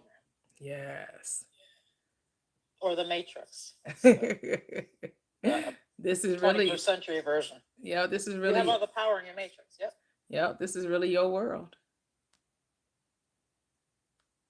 That's it. Okay, come on down. There we go. Yep. You really do get to decide what it is, what it looks like. Appreciation, right? Just appreciate. Appreciation. Become single-minded about money. Yes. That's it. So chapter 7, unless you had any final thoughts, Cheryl, 0120 GG on chapter 6 before we move to chapter 7. Just basically that chapter 6, it's your creation. It's your you run it. This is your movie, and it's all you. And like you just said, the waiter that comes and serves you your meal and whatnot, you created that restaurant, you created the waiter, you created your experience. If you say you're going to have a good meal at that restaurant, you will. Mm-hmm. If you say that you meet nothing but nice waiters at any restaurant you go to, and every restaurant you'll go to, you'll meet nice waiters. If you say they make the food so good that you're like, oh my God, it's so delicious, you're going to have that experience because you're the director. You're directing your matrix. Yeah, it's all you. You're the producer. Mm-hmm. So this is your production studio. You are Sony Studios. You're MGM Studios, right? Mm-hmm. You hired the director. What Tarantino? He's a director, right? Yep, Quentin Tarantino. Whoever the great directors are. You're right? Spike Lee. Yep, you're Spike Lee. You're all right. You're Francis Ford Coppola. whoever the great screenplay writers are, authors are. That's you're Shakespeare. Yep. You're Shakespeare. You're it. Mm-hmm. And then after all that, and then you're also the one who sell the tickets, who put out the advertisement, right? You're the receiver, the broadcaster, right? You're CBS. Mm-hmm. You're showing this production. You're what is the stage? Broadway. You're Broadway. You're Broadway. Not all Broadway. You're Broadway. You're Broadway. Yeah, not all Broadway. And then you're the star. So just know that the waiter is just making a cameo appearance in your movie, mm-hmm. right? The other guests at the restaurant, they're just a background noise to make it appear like you're at a restaurant with other people, right? Yep. And then whoever you went to go eat dinner with, right? They're your supporting cast. So that's your children, your husband, mm-hmm. your friends, your co-workers, whoever they are. They're there. You just pop them into the holographic experience just to have the experience of eating at a restaurant. You're the chef, you're the waiter and waitress, you're the hostess, you're all of those people playing these roles in your reality is part of your expanded self.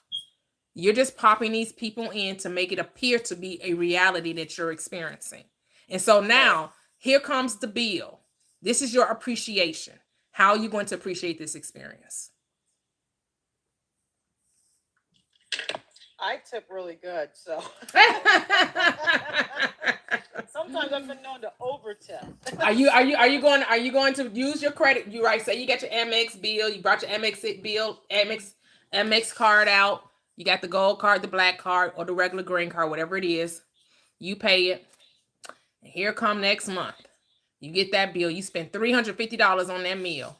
Are you now going to be like, oh my God, I can't believe I spent that much money. How dare I? Why did I do that? That food wasn't that good to begin with. Oh, I didn't really like that waiter. Oh, I'm never going that again. I can't believe that. No. They overcharged me. They did. Is that going to be your reaction when that credit card bill comes? Or are you going to be like reminding yourself how much you appreciated yourself in that moment? And this is just another way that you're reminding yourself of how you appreciated that experience. That would be like, man, that was a good meal. I can't wait to go back there again. It's just like when I got my bill from when I went to Los Angeles. I went and ate out every day. And when I got the bill of the money I circulated, I was like, oh man, I remember going to that restaurant. When we go back to Los Angeles, got to eat at that restaurant again. I happily pay my bills. Like my husband says, my God, you're the first person I met that happily pays their bills. Well, of course, I'm rich. Yeah. And with me, so I was always the person that looked for the deal. And there's nothing wrong with that, right? Looking for a deal. I was looking for a deal. Looking for a deal. And sometimes I would go on vacation trying to monitor how much we would spend as a family. Like monitoring, okay, we're only gonna spend this or that. And it's not that we didn't even, because we had it, like we have it. We could have spent whatever amount we wanted to spend. but I'm just monitoring it because it's like, oh, I don't want to, let's make sure we have so much in our savings. I don't want to pull from the savings. I just want to save, I don't want to use what's in the checking, like just like not really enjoying the trip because I'm so worried about how much we're going to spend. That is such a Debbie Downer type attitude. That is such you're not living in the moment. You're trying to be controlling and not just allow yourself to have a good time and just you have the money. Know that when you spend, because it comes from that mindset, well, I spent it, how am I going to replenish it? Right? Because it went out there. How am I going? Now I got to figure out how I can get that what we spent to come back in. And that's such a messed up way of thinking, ain't it? So that's what I had to shift and be like, well, no. And I'm not going to say I still don't look for deals because I do, but I don't look for them as hard as I used to. And now they kind of just fall in my lap. Well, yeah. Now the deals kind of just fall in my lap now. Because you're not looking for them. So now you're like, you know what? If I get a deal, great. If I don't, Yeah. And you're focused on the trip, and then boom, that's how the deal shows up. Yep. With finding a boyfriend. No, I'm not gonna find a boyfriend anymore. If he shows up, he shows up. I don't care. Before you know it, boom, they show up. Yep. Because like we're going to Cancun, and so we going. So I have points both with Southwest, and I have points with Delta. And so we're flying in with Delta, and we coming back with Southwest. Southwest, you have to you can sign in a day before, or you can pay that fee where it's automatic. And I'm like, well, I'm changing my mindset. Oh yeah, I'm paying for this because I don't want to have to worry about when we coming back on Friday. I don't have to worry at Thursday making sure that I'm on the app at 9 a.m. to make sure I don't get a bad position in line when it's time to get on the plane. Right. Ain't nobody got time for that. Yes, I'm going to pay for convenience for you to automatically sign me in. Right. So I don't have to worry about me being the last person, me and my husband not sitting together and all that, whatever. Because I probably would travel with Delta more because Atlanta is their hub. I always have to fly into Atlanta, then to the next spot. It's never a direct flight from Chicago. I'm gonna need them to like do something about that. It's just like, man, can we ever get in direct flights? Like, but I understand that's how Delta works. From wherever I want to go in Chicago with Delta, there's a direct flight from now on. I know, right? Y'all gotta change y'all rules just for me. Y'all gotta be in reality just for me. Because remember, Delta isn't yours. Yeah. I also wanna upgrade and have us go first class. So I'm thinking about that too. So we'll see. I may upgrade so we can fly into Cancun first class as well. Look at Grandpa. We want you in ATL. Hey, Grandpa. Hey, Grandpa. How's it going? I was just thinking about you. Kevin said, has anyone ever given 100% tip? Yes, actually, I did, Kevin, and I didn't realize it. So when we went on our cousin's trip just this past this in Arizona, and my sister ended up not feeling well, so we had to leave the restaurant really quickly. And so when they came with the tip, they came with the bill, I didn't realize the tip was already included. And so I was like, oh, we need to leave a really good tip because I'm like, y'all down because the tip, this was so good. The food was so good. The vibe was so good. And everybody was down. So we end up adding, we might not have been 100% tip, but this is probably more. It was a 50% tip because this was more because, I think what was included was already a 20%. And I think I included like a 25 or 30% on top of that. So the person ended up, cause I think the bill was like 200 and something, and we ended up paying like 400 and something for. So that might have been that might have been about 100%. It was close to it. So, but I wasn't like, oh my goodness, I can't. But I'm like, no, they really, because this was really a good. We were just like fawning over the vibe and the music and the drinks, and it was Southern cuisine. So I had my fish and grits and shrimp. It was just, oh my goodness, just so good. Oh my goodness. This was at Olive Garden. I think it was on me and my husband's anniversary. They used to have these bowls One was the lobster bowl, lobster and shrimp bowl, and then something else. And the lobster and shrimp one, oh my God, it was so good.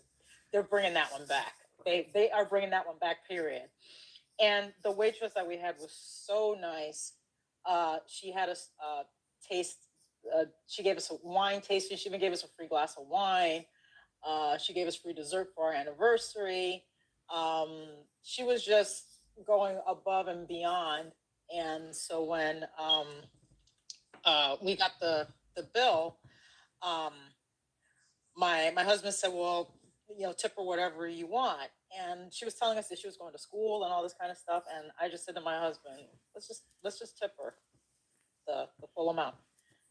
He's like, "Yeah." I said, "Yeah, let's just tip her the full amount." And I'm saying in my head, "You're going to agree to tipping her the full amount." Because I wanted to give her the full amount. So, and we gave her the full amount. And she was so happy. She was like, "Oh, no, you don't have to tip me this much." And I was like, we want to tip you this much. Right. And I hope this helps you out and all this kind of stuff. Well, she was so nice that in our, because you end up taking stuff home from Olive Garden anyway. And inside there was, we didn't even ask for dessert. She put in 2 pieces of tiramisu just for the hell of it, because we gave her a good tip. Nice, nice. So yeah, I've tipped the full amount before. And like I was at on when I was in Los Angeles for my birthday, we went to go eat at this wonderful restaurant called the Blue Palm. I went to go meet my friend there, and she was there with her coworkers, and they sang happy birthday to me, and they bought me like this piece of cake that looks like something from Whoville. I call it the Whoville cake, and it's delicious. It's got chocolate, vanilla, caramel. It's so yummy. So when the bill came, I was looking for my bill, and her boyfriend, or well, not her boyfriend, her friend said, "I'll take care of it. I got it." I said, "Well, how much is it?" "No, don't worry about it. I got it." And he wouldn't even let me see the bill. He just took care of it. Nice, I nice. was like, "Well, that's nice. Thank you." I gave him a hug and everything. But it's like, if you look at it like as a fun game and just like have fun with it, you're going to get ready for a really, really great ride. You're going to have so much fun when you just let go and let flow. Let it go, let it go, let it flow. Yes. And so we have June. Hello, June. Hi, Tune June. Healing. How are you?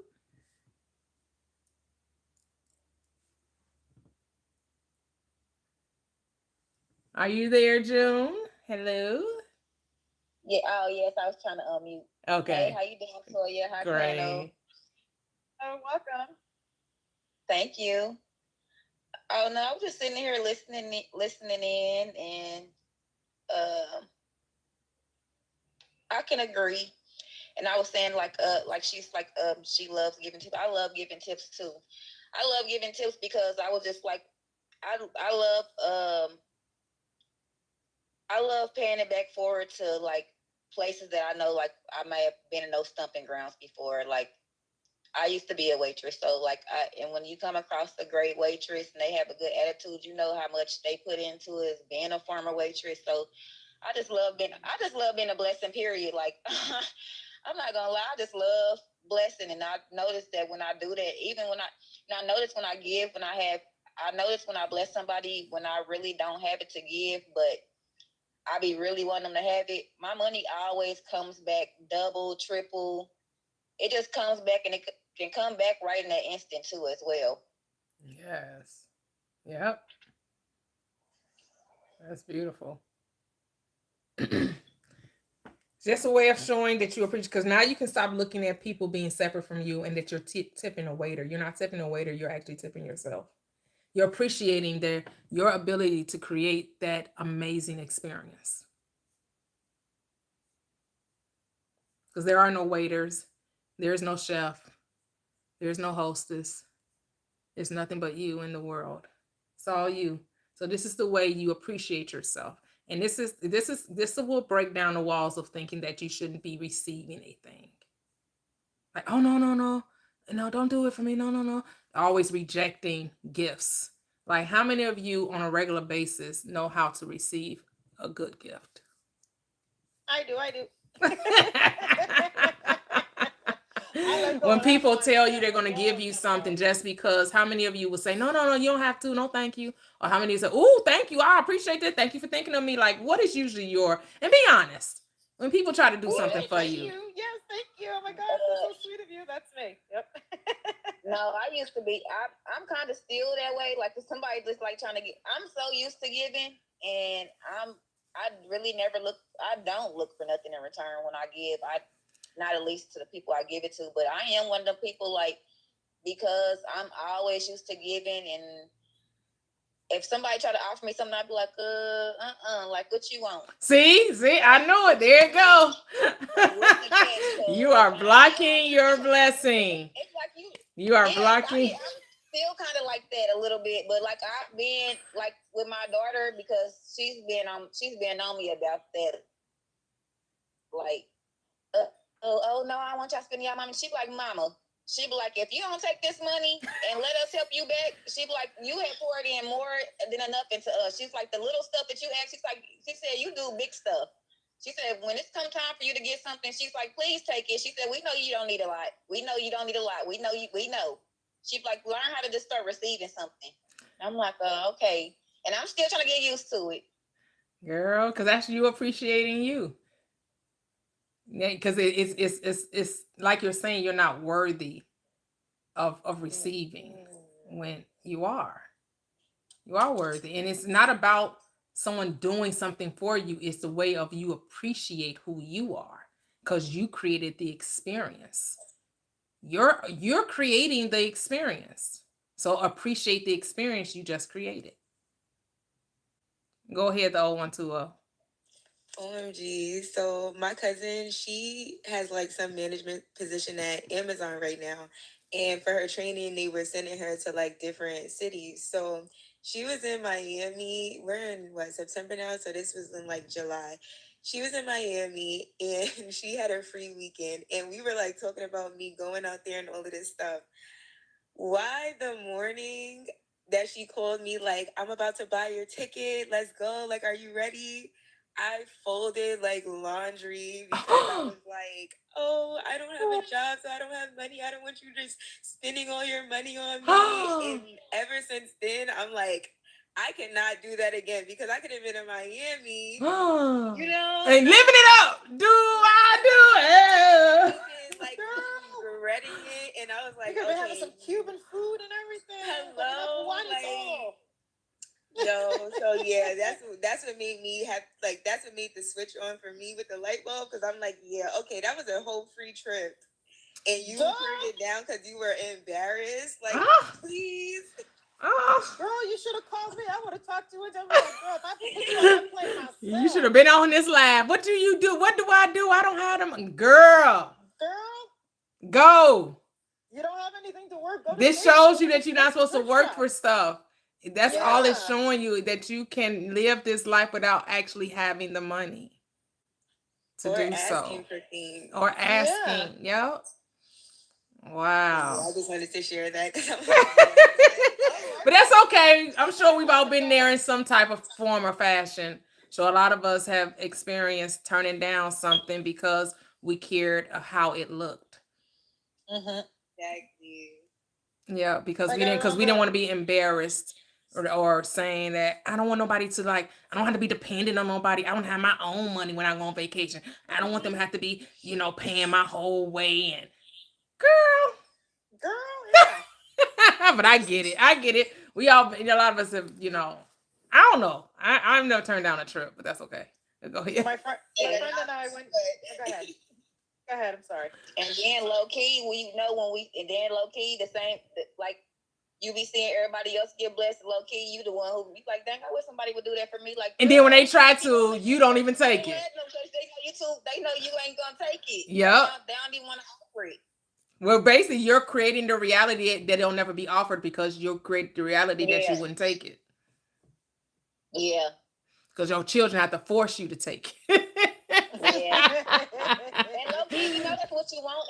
Low key, as a parent, like that's the end goal. Like, oh, I want to do such a great job that my kids is just gonna bless me. Like when they feel like they want, like, just taking back care of me when I get in that age. Like, it's like the ultimate goal. It's like, they like, Mama, we ain't trying to wait till you get old. We're gonna bless you now, and even then later we're gonna bless you. So that is true. Like I said, I'm learning to just start receiving from them, letting them do whatever they feel they want to do. Yep. So I'm gonna read: appreciation is the true currency of infinite abundance. Let me reread that. Appreciation is the true currency of infinite abundance.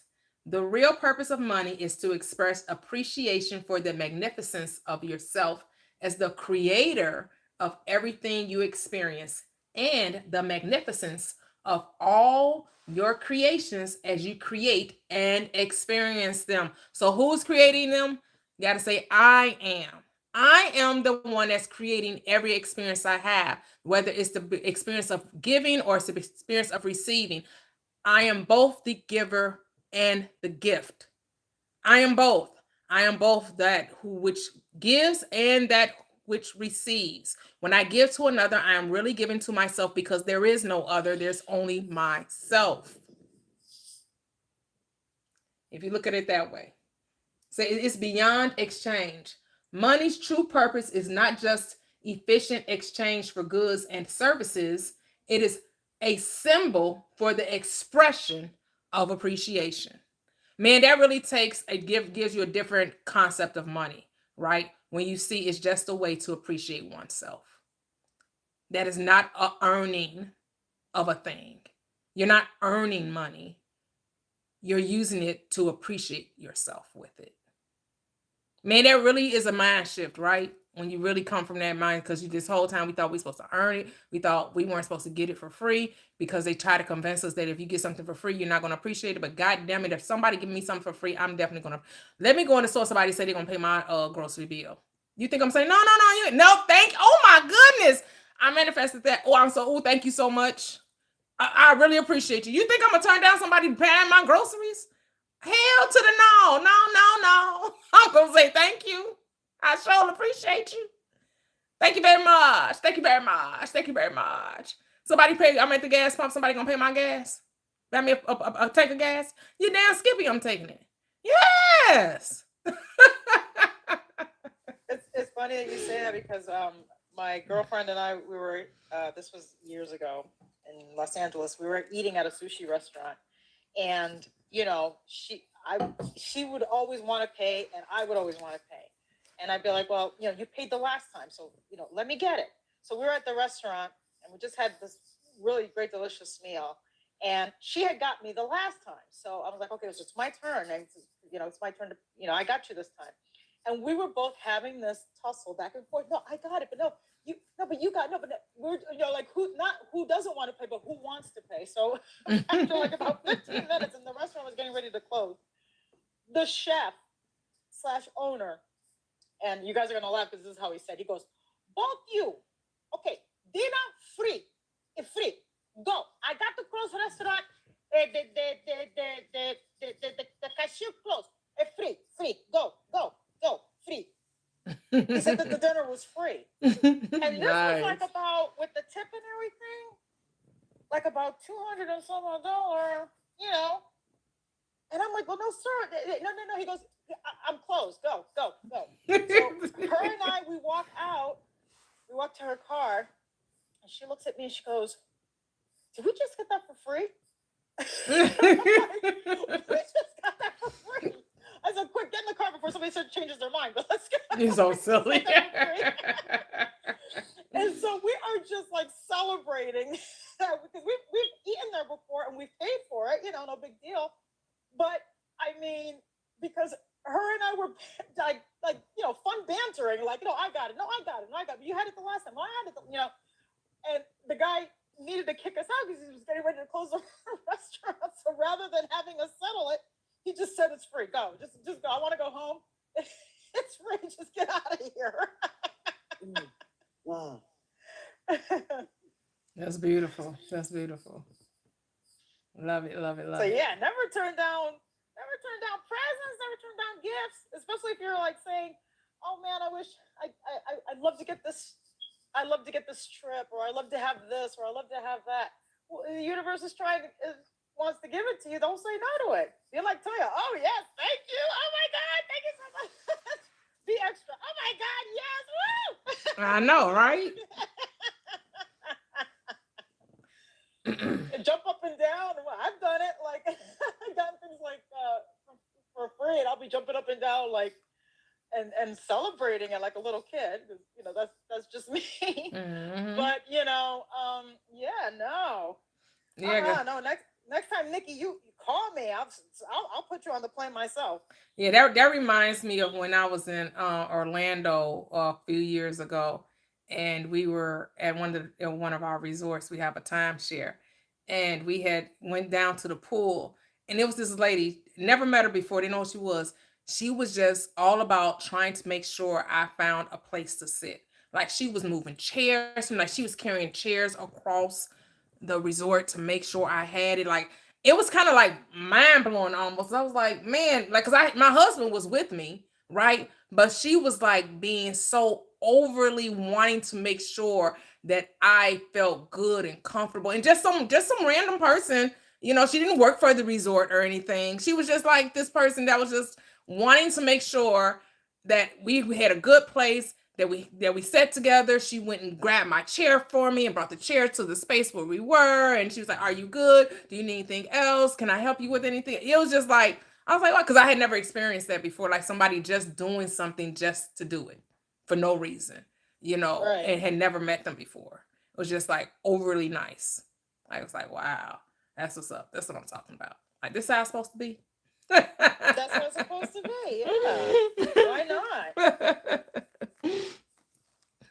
I remember going to the store, and I saw this gentleman get the door for his wife. This is before I got married. And I said, "Oh, wow, that is so beautiful." They were going in, and I was ready to leave. And he got the door for his wife. And I said, "Oh, that is so beautiful." I said, I when I get married, I hope my husband does that for me. That's so sweet. And keep doing that for your wife. That's nice. Thank you. So he came over, and he got the door for me. Nice. And I literally right then and there was like, "Oh, thank you so much. You're so sweet. That's so sweet of you. Thank you." And he got the door for me, closed it, and he said, "Have a safe drive." And as he left, I literally was in my car crying because, oh my God, he got the door for me. It's awesome. And my husband does get the door for me. Like, well, we'll go to Walmart or something like that, and he'll be like, "Baby, don't open the door. I'm gonna get the door for you. Baby, don't open the door. I'm gonna get the door for you." And he'll get the door for me. So, Yeah. but this was a random stranger. I just gave him a compliment. I wasn't expecting him to get the door for me. I just Right. thought that was really beautiful. They were like, maybe 30 years older than me, and he came over, and he before I even got to open the door, I just tried, to unlock it. He came over and he opened the door for me, and I was like, "Oh, that's so sweet." So yeah, peeps, when God, universe, yourself is blessing you, say yes. Be a yes woman. Be a yes man, like that movie. Yep. Say yes. Yep. And so we have Kevin has joined the panel. Hello, Kev. How are Hey, you? K-Heart. Hey, everybody.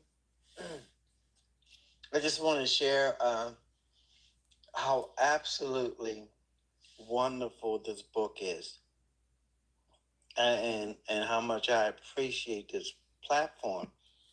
And I this book have shared or answered the question to why all the things that I've been enjoying all these years, and where did it come from?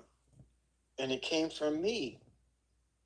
And I was like floored that I was the one doing all these incredible things. Example, I used to work for a company in Columbia, Maryland, as a installation and program manager for credit card processing machines. And my area that I covered was all of the Maryland, D.C., and Virginia area. And because of that job, I only dealt with owners of businesses. And there's a lot of restaurant owners and club owners. If they ever had a challenge or issue with their credit card machine and getting their money processed and allocated to their bank account, I was the one that, handled that account for them. And we were a satellite office for the main office, which was in Chicago. And I think I worked there for probably about 3 or 4 years. And I used to go anywhere in the Maryland DMV area and eat for free. Matter of fact, when I would try to pay or get into, a slight disagreement about, please let me pay, they would get insulted. Or they would call me and say, what's the matter, Kevin? You too big? You haven't been to my Italian restaurant, in several months? Or I says, I plan to come over. I'm just so busy, with all these other business. Are you saying that you're so important now that you can't come to my establishment? And they will always feed me for free, anything on the menu. I remember being in Western Maryland.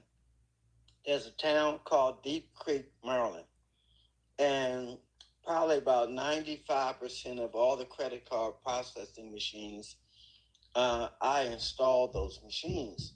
So I knew all the owners of the establishment in that town. And I remember I heard it was going to snow. Well, it's a ski resort there, and I was installing their credit card machine, or several of them, probably about 11 credit card machines throughout their establishment. And the owner, one of the owners, Miss Bitesell, um, I got there early, and I had trained their staff on, where I lived in Maryland. And as much as I worked and everything, and I finally got finished around 3 or 4 o'clock in the afternoon. And I asked anybody have any questions or need anything. Everybody said, "No, we good, we got it, whatever." I said, "Okay, Miss Barcel, I'm ready to leave." She said, "You're not going anywhere." I said, "No, I want to get home on the road early so I can get back, before the snow really hits." She said it already hit. She said they closed the road. I said, "They closed the road?" She said, "Yeah, you can't get out of here." I was like, "Oh my goodness." I said, "What I'm going to do?" And she started laughing. She said, "Kevin, everybody in this town knows you. You can go and eat and sleep anywhere in this town for free." And she Right. said, "I've already had a room set aside for you. You just go to your room and you can come to the restaurant and eat whatever you want, or have room service. We'll bring it up to you." And this place was laid out. It had a balcony to just overlook the scenery of the ski resort, and it was so beautiful and breathtaking. It had a spiral staircase leading to the circular um, king size bed. A fireplace was lit. It was just Nice. incredible. Um, right down the road from that was a place called McLeod's. The owner of McLeod used to be the head executive chef over at the Silver Diner.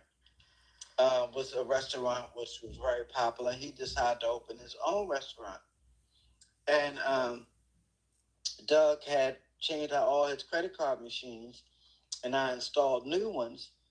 And when I was ready to leave, he was like, "Where you going?" I said, "I'm going home," like that. He said, "You can't leave here. You haven't eaten yet."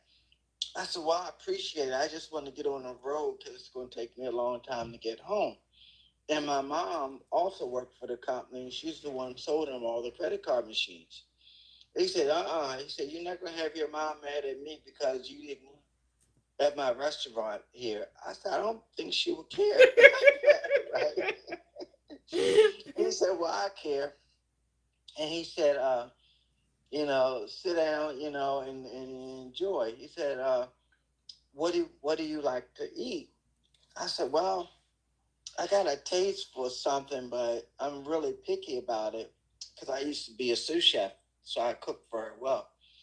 I said, "But I'm not going to order that because, I'm so picky. I don't want to offend anybody." I said, I'll just get something simple. He said, well, what do you really have a taste for? I said, well, I have a taste for a steak. He said, okay, we make good steaks here. I said, Doug, I don't mean no harm, but I'm real picky. He said, well, if you're real picky, he said, I'll make you a steak. I said, you gonna make it? And I'm like, you? And he's in a suit and tie, very dressed up because he's the owner. He said, yeah, I'll make you a steak. I said, I don't mean any harm, but it's probably been a while since been a chef. I don't, you might have lost your flair, and I don't want you practicing on me. Right? Just joking with him.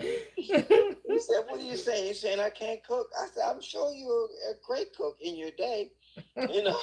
Not in your day. And he said, sit down. And I said, are you upset? He said, sit down. And I said, aren't you going to ask me how I like my steak? He said, I'm going to show you how you like your steak. Mm.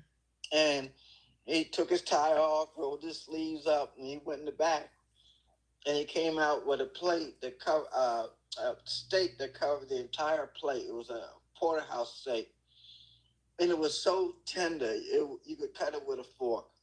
Wow. And they had the Rizzo potatoes on the side, and the wine and everything.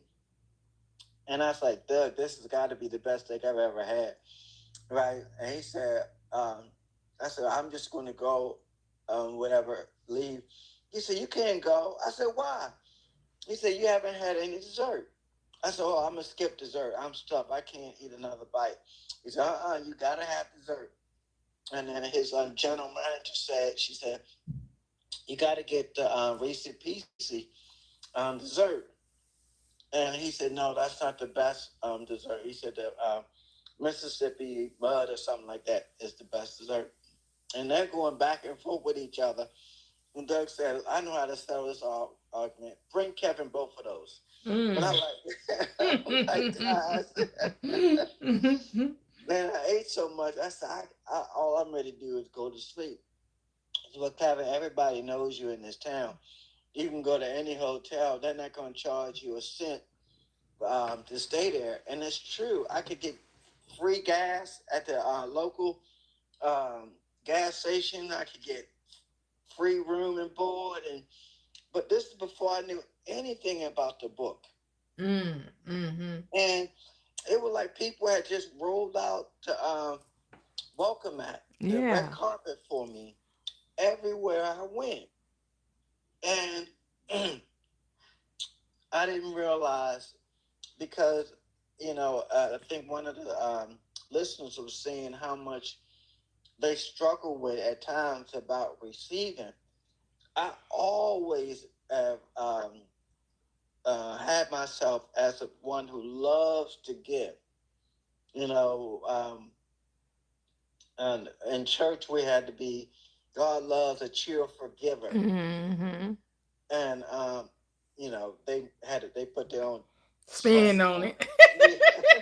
Spin on it.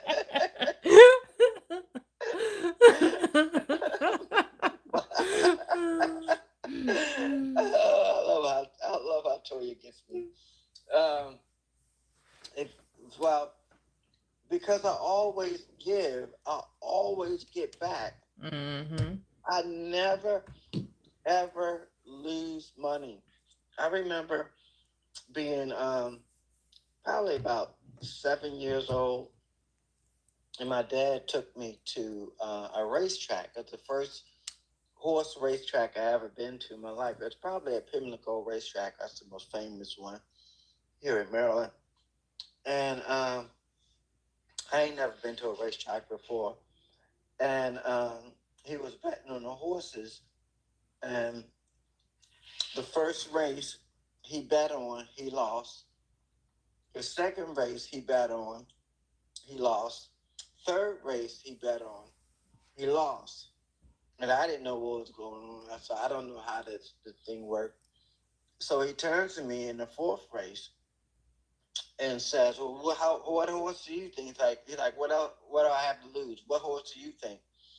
So I looked at the board and I saw 1, 2, 3, 4. The first horse won the first race. The second horse ran the second race. The third horse ran the third race. So it just made sense to me that the fourth horse will win the fourth race. So I just said number 4. So he went to the window and he put his money down on number 7. And I was like, okay, I didn't know. Man, I said, well, he probably knows better than me. So the race started, and the horses came out the gate and went around the first turn. And then it went around the second turn. Then you could see past the bushes what horse was first. And you never imagine what horse was in the lead coming around the second turn. It was horse number 7. And then they went and kept going. Then it got to the third turn. Coming out of the third turn, again, it was number 7 horse. So the final fourth turn that the horses came around, when they came out of the turn, number 7 was no longer in the lead, and number 4 horse was in the lead and held the lead and won the race. My dad was so mad at me. He was mad at you because he didn't place it on 4. He never took me back to the racetrack ever again. Wow. Like, how's it your fault? You told him who's gonna win. That'll teach me to be right. Oh wow, that's funny. Like, this kid don't know what he's talking about. So much fun once knowing and starting to understand how much power we really have. We used to have this saying that I used to say, if it is to be, it's up to me. Like that. Yeah. If it is to be, it's up to me. That's beautiful. And that is such a true statement. If it is to be anything, it's up to us because of who we are and how we're created. It's all up to us. And that's how it is to be. If it is to be, it's up to me. Yep. And all you have to do is decide. You're not required to make a thing happen. You just to decide. That's the fun part. It's that you don't have to labor in the how. Yep. That it really doesn't need your help. The universe don't need your help. Yep. It just needs you to decide. Yep. So I'm gonna finish reading the points that they made regarding the chapter 7. It says appreciating your creations. Every time you pay for something, a bill, a purchase, you are expressing appreciation for the creation, the meal, the home, the service, and for yourself as the creator of that experience. So whatever you pay, you're showing appreciation for your creation. You created it all, you're just appreciating it all through money. Infinite supply of appreciation. Like love, you have an endless supply of appreciation. Expressing it doesn't diminish it. It expands your capacity to express and receive it. I love that how he compared appreciation to love, right? Because and it's also, you can compare it to the breath, right? You don't say, well, I took 2,000 or 2 billion breaths yesterday. Let me take less today. You don't shorten the amount of breaths you're going to take because of what you used the day before. You don't try to negotiate breathing, right? We don't negotiate breathing. We just breathe. That'll drive you crazy. Oh my God, I forgot to breathe. Oh, let me. That would drive you crazy. I don't even want to think about that. But that's how we have to look at money, right? That we don't negotiate it. We don't negotiate appreciation. We just do it like the air we breathe.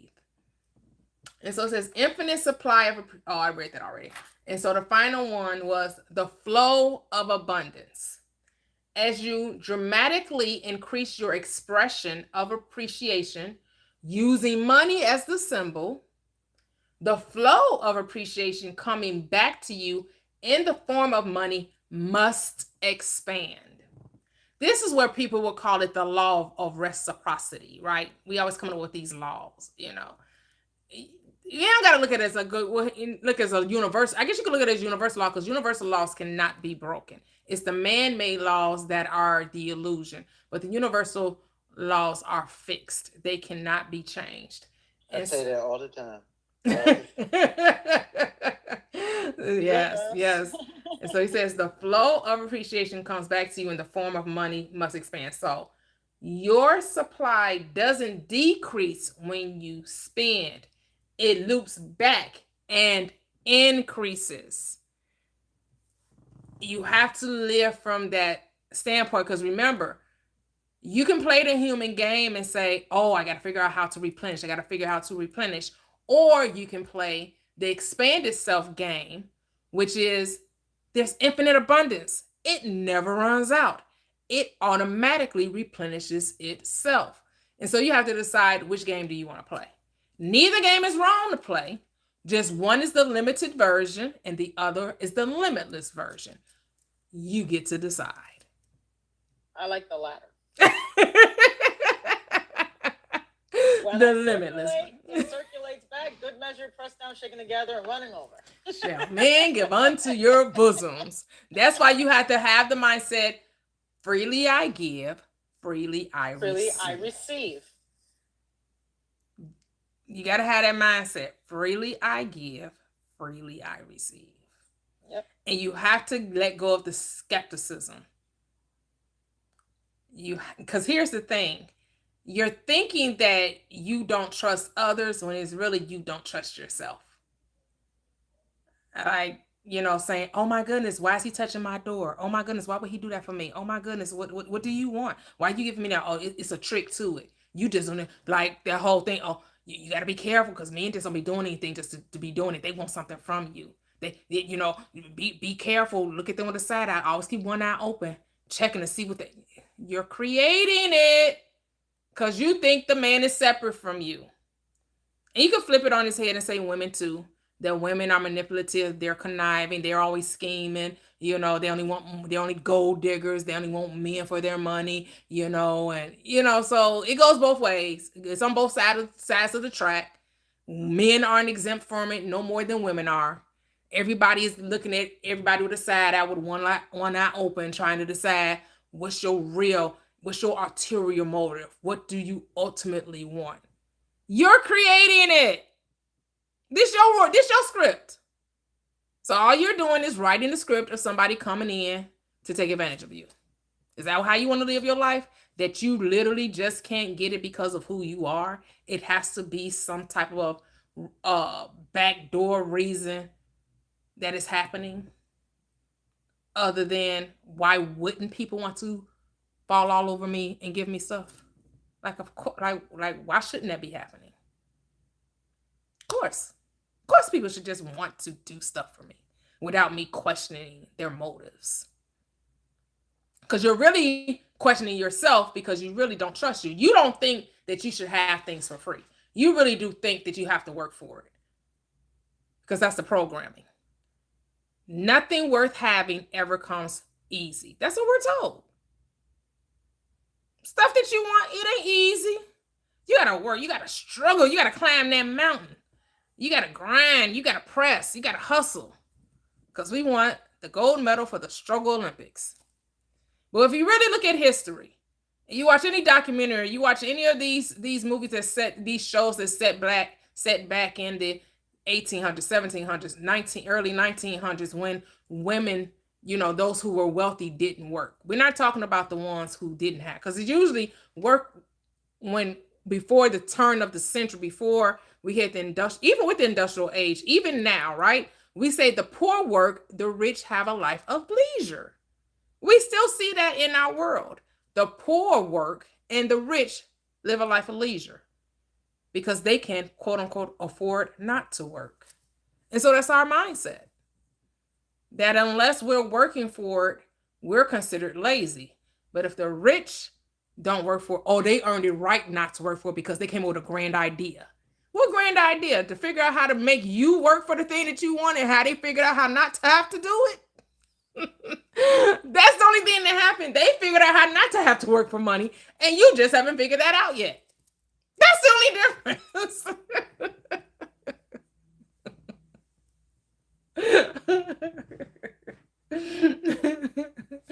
Oh my goodness. Because all these people that, especially in this country, in this world of make-believe, in this dream, the land of opportunity, the government played a very big hand in helping those who have land and those who have legacy and all of. They played a hand in creating that reality to make it appear as though, oh, it's just because you didn't work hard enough, you didn't pull yourself up by your own bootstraps, you only want social welfare, you only want you have entitlements. That's BS. That's the construct we built for ourselves to confuse ourselves into believing in the limitation.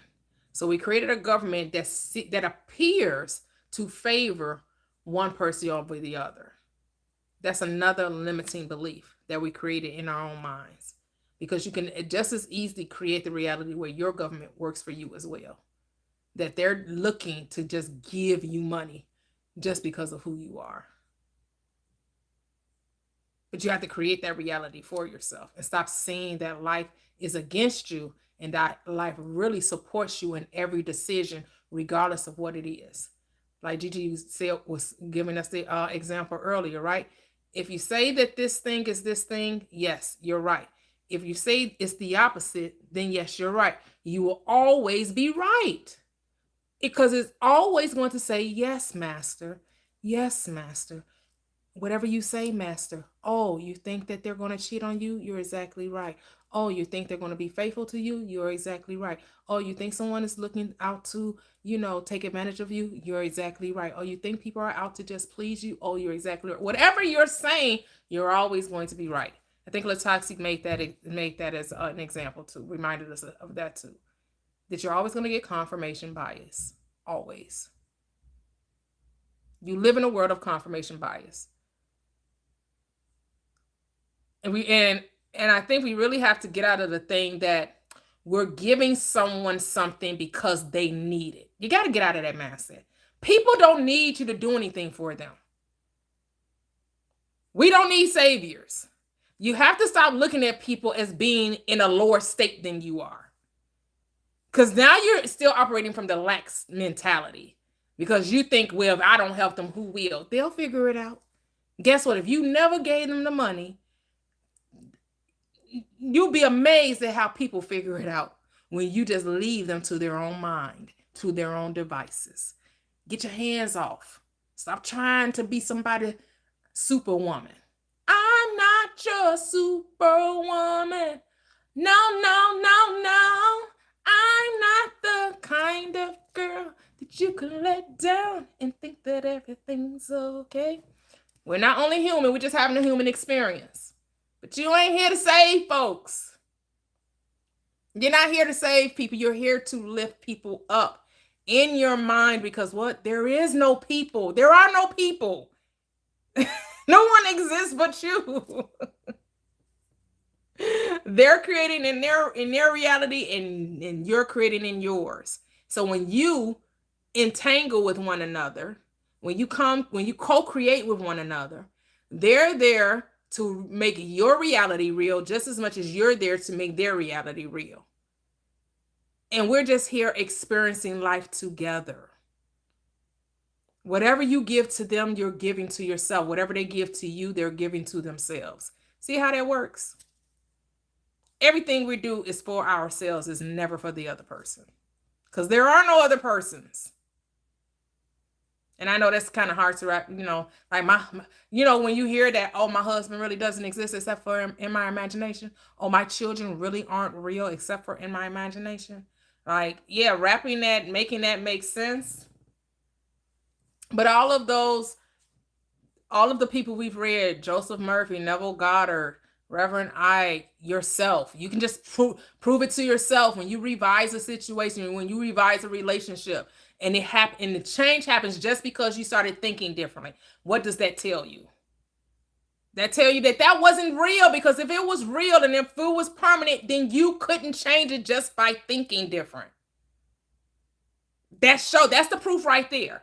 That if that was a fixed state, then it wouldn't change just because you thought differently about it.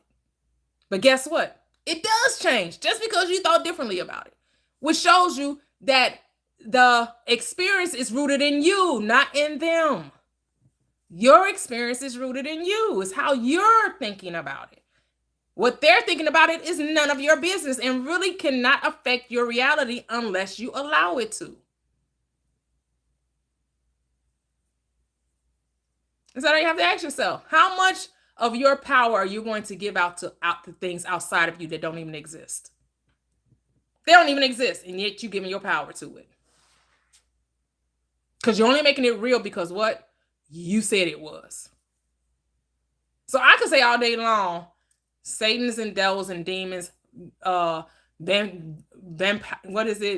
energy vampires, evil spirits. I could say those things don't exist all day long. I could say it don't exist, that they're not real. They're a nothing burger. But somebody will come in my life and say, oh, you just don't know. I saw it. I tussled with it. I wrestled with it. Well, then who does it exist for? For the person that's telling the story. It doesn't exist for me. It only exists to the person that believes in it because they made it a reality in their world. So then it is real for them.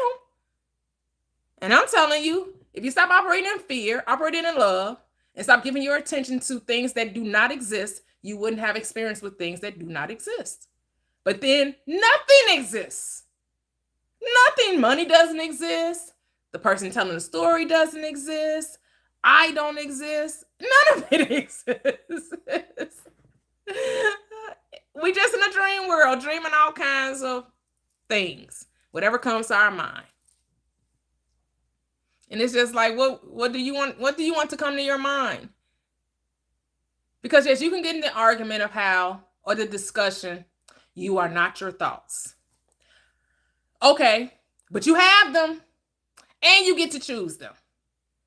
So, okay, you're not your thoughts. Good. Great to know. But guess what happened? You do have thoughts and you do have the ability to choose the thought. So what you going to do with the thought? Argue about how you're not the thought? Well, guess what? You're experiencing the thought. So I care less if you think you're the thought or you're not the thought. You're experiencing the thought. You're choosing the thought, whether you're doing it consciously or unconsciously. Because all thoughts exist. But just like a moth to a flame, burned by desire, you are the moth and the flame. You're choosing the thought, and then other thoughts like it come into your experience.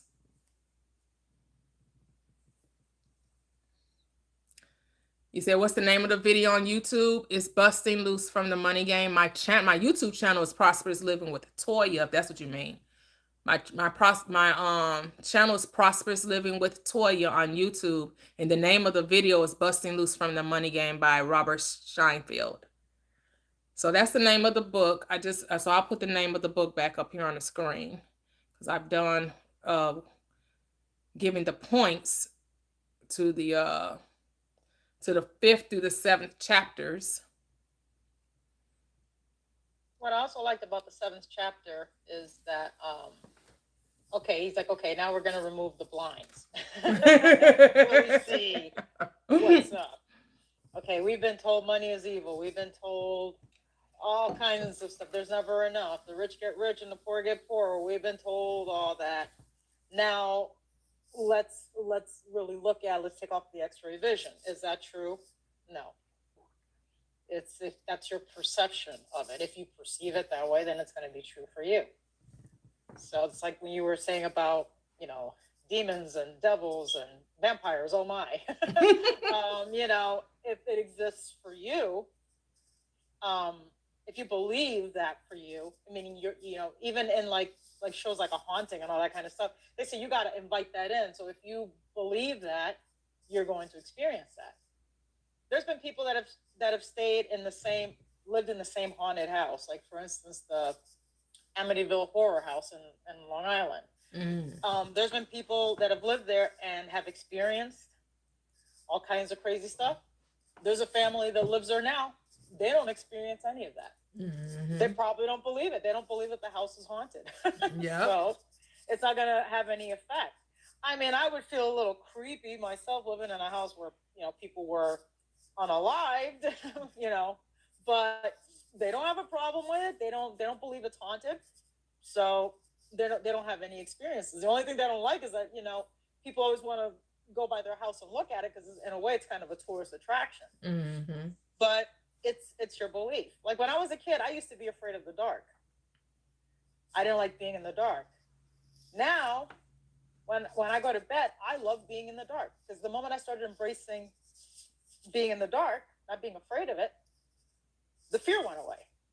So now I can be in the dark and be comfortable with it because I changed my perception. I changed my mindset. So it's the same thing with everything.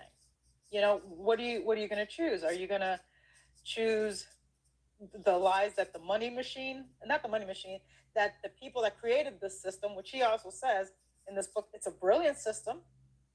Are you going to accept that, or are you going to make up your own rules? I like Nikki's rules. Why not? Or how they say in TikTok, I make money just for being me. Why not? Why not? What rocks you? What rocks you? Claim it like it's so. Call things that be not as though they were, because they are. They already exist. You wouldn't be desiring it if it didn't exist. And don't worry about the how. That's God's job. That pops up in your head. No, that's not. Shut up. That belongs to my higher self. Let my higher self figure it out. Thank you that I have what I asked for. Thank you, and go about your day and watch. Yeah, this book is really just teaching you how to be more thankful. It reminds me of Yeah. the script that says men ought to always pray and what? Be in Give Thanksgiving thanks and give thanks. and give Thanksgiving. Yep. I Yep, paraphrase. yep, and give thanks. Praying without ceasing, because prayer is just acknowledgement. It's just thanksgiving. It's just praise. Prayer and praise are the same word. That's all. You're giving thanks for that which is, right? And too many times we have been programmed to complain and to worry, when actually we should be programmed for praise and thanksgiving. Enter his courts with thanksgiving. Wait, enter his courts. Enter his gates with thanksgiving. Oh yeah, gates with thanksgiving. Enter his courts with praise. Right. Enter the gates with thanksgiving. Enter the courts with praise. It is a joyful heart. Right. Joy, joy, joy, joy. You came that your joy may be full. How do you get a full heart full of? How do you get a heart full of joy? Thanksgiving. You're not gonna be get a joyful heart complaining and worrying and doubting. Because what it say? A hope deferred makes the heart sick. Come on. So if you can operate from the end in having, not wanting, not questioning, not doubting, not complaining, not worrying, but operating from the state of the wish fulfilled, says Neville Goddard. Operate from the state of the wish fulfilled. So the state of the wish fulfilled, wouldn't you just naturally be happy? Like you wouldn't have to conjure up happiness. If you know that the thing you asked for you already have, doesn't that automatically make you feel good? Unless you're operating from the human perspective of, I'm not worthy. Why would I feel good about something I don't think I deserve? Well, then that's when you're going to get that uneasy discomfort. And so that's the power you have to reclaim, because you still think you're supposed to earn the blessing when the blessing is a gift. And a gift only requires that you do what? Receive it. Receive. You gotta receive it. I like what Reverend Knight says. Prayer is what you say about yourself to yourself. Oh, say that again. Prayer is what you say about yourself to yourself. And I just saw that on a video. And Who do I you was like, say whoa, that what I am I am? Who do you say that I am? That goes back to that script. Who do you say that? Who do the people say that I am? Well, they say you crazy. They think you're delusional. They're saying that's not how it works. You have to work for a living. You have to get a degree. You have to know the right people. You got to be in the right rooms. And then who do you say that I am? I That's am right. that I am, and that's all that I am. I don't operate according to the rules of society. I'm above the law of man. See, there's a way that seems right unto a man, but to that way leads to what? Destruction. And what is destruction in that script? It leads to worry, stress, anxiety, helplessness, and hopelessness when you think you're supposed to know the way. You're not supposed to know the way. The way will be shown to you. It will be revealed. There is an unfoldment. It's a happening. But there is a way. You can go that way of trying to figure it out, stressing yourself out about it, trying to get in the right people, get in the right rooms. Oh, they told me that I got to invest in myself. And so if I want to be a part of the millionaire mindset, I got to be willing to put $5,000 on my credit card because that's an investment in self. Okay. I mean, that's a way. That's a way. You can go into debt. You can create that. You can play the human game and pay for the blessing. Like, that's a way to do it. Or you can just believe you already have it and let the way be unfolded to you.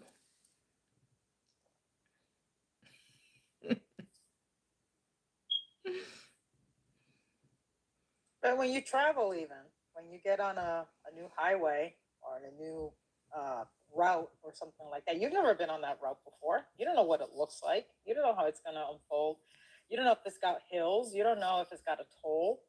The GPS tells you, in 500 feet, exit highway 281 to Chicago, something like that, and you go. You don't know what it's going to look like, but you trust that the GPS is going to take you to your destination. Yeah. And you don't know what it looks like. You don't sit there saying, "Oh, gee, well, are there going to be trucks? Is it going to be a 3-lane, 2-lane? How many exits does it have? Does it have a McDonald's? Does it not have a McDonald's?" No, you're taking the highway, but you keep your mind on the prize. I'm going to go see my friend in Chicago. I'm going to her house, so I'm keeping my mind on the prize, and I'm trusting the route. Mm-hmm. You don't question it. So it's the same thing. You want to be a millionaire? Say, I'm a millionaire, and let it unfold how it's supposed to unfold for you. He even says it in his book here. I can't tell you how it's going to unfold because each love person that. has their own journey. Yep, I love that he's not saying you got to do these 10 steps. And if you do these exact 10 steps, then you got to rub your stomach and pat your head and do what you're pokey. You got to sacrifice a chicken, you got to light a black candle. You got to shake your boobs. It's not telling you anything because you don't know what your journey is. Not everybody's journey is the same. Yeah. And so we have a question on YouTube. Hello, Ray Queen Mother. Say, not being silly. How do I see frogs as non-existent? Seriously, I run like crazy from them. Because it's not about not seeing them as non-existent, not seeing them as separate from you. Like, you created the frog to experience the reality of being fearful of them. So give yourself a pat on the back. Say, yes, I did it. I made myself truly believe that this frog was separate from me, that this frog was something other than me, that this frog can exist outside of my thoughts about it, my perspective about it. And so if you could just take a moment to be like, oh, what is this frog really going to do to me? What power does this frog really have? It could possibly jump on me. And then what? Like, take your mind to the thing you're so afraid of. Allow your mind to go there. Okay, I see the frog. I know it likes bugs. So I guess the worst thing it could do is like lick me or something. Like, it can like maybe jump in my hair or something. Like, Like think of whatever and what that means to you, the experience. Like, what does that, because it only means something to you because you say it does. So, what are you saying that this interaction with this frog means to you? My personally, I would not judge it, like, because like I said, I used to be so afraid of bees, bugs in general. If I saw any type of bug, I would scream to heaven. I would be like, "Oh, it's in my ear!" Oh, I would just get hysterical. Now, when I see a bee, I kind of just look at it, and I just want to see where it's going to go. Like, are you going to come near me? What you doing? What's your plan today? Like, what's going on? And then I talk to it, be like, okay, we cool. Just as long as you stay over there, we good. We can be in the same area. Just keep your distance.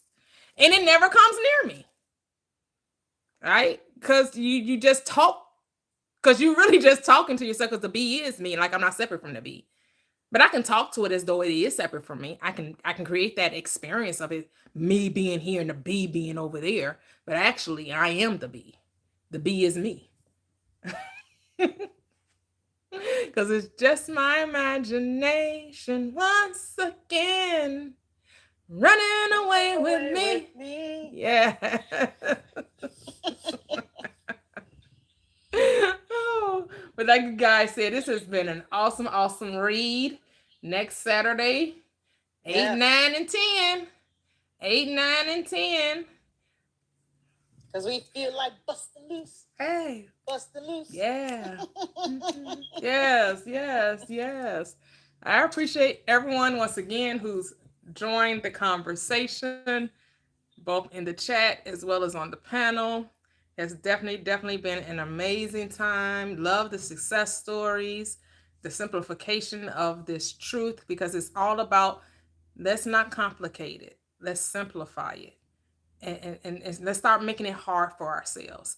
And it truly is the appreciation of life.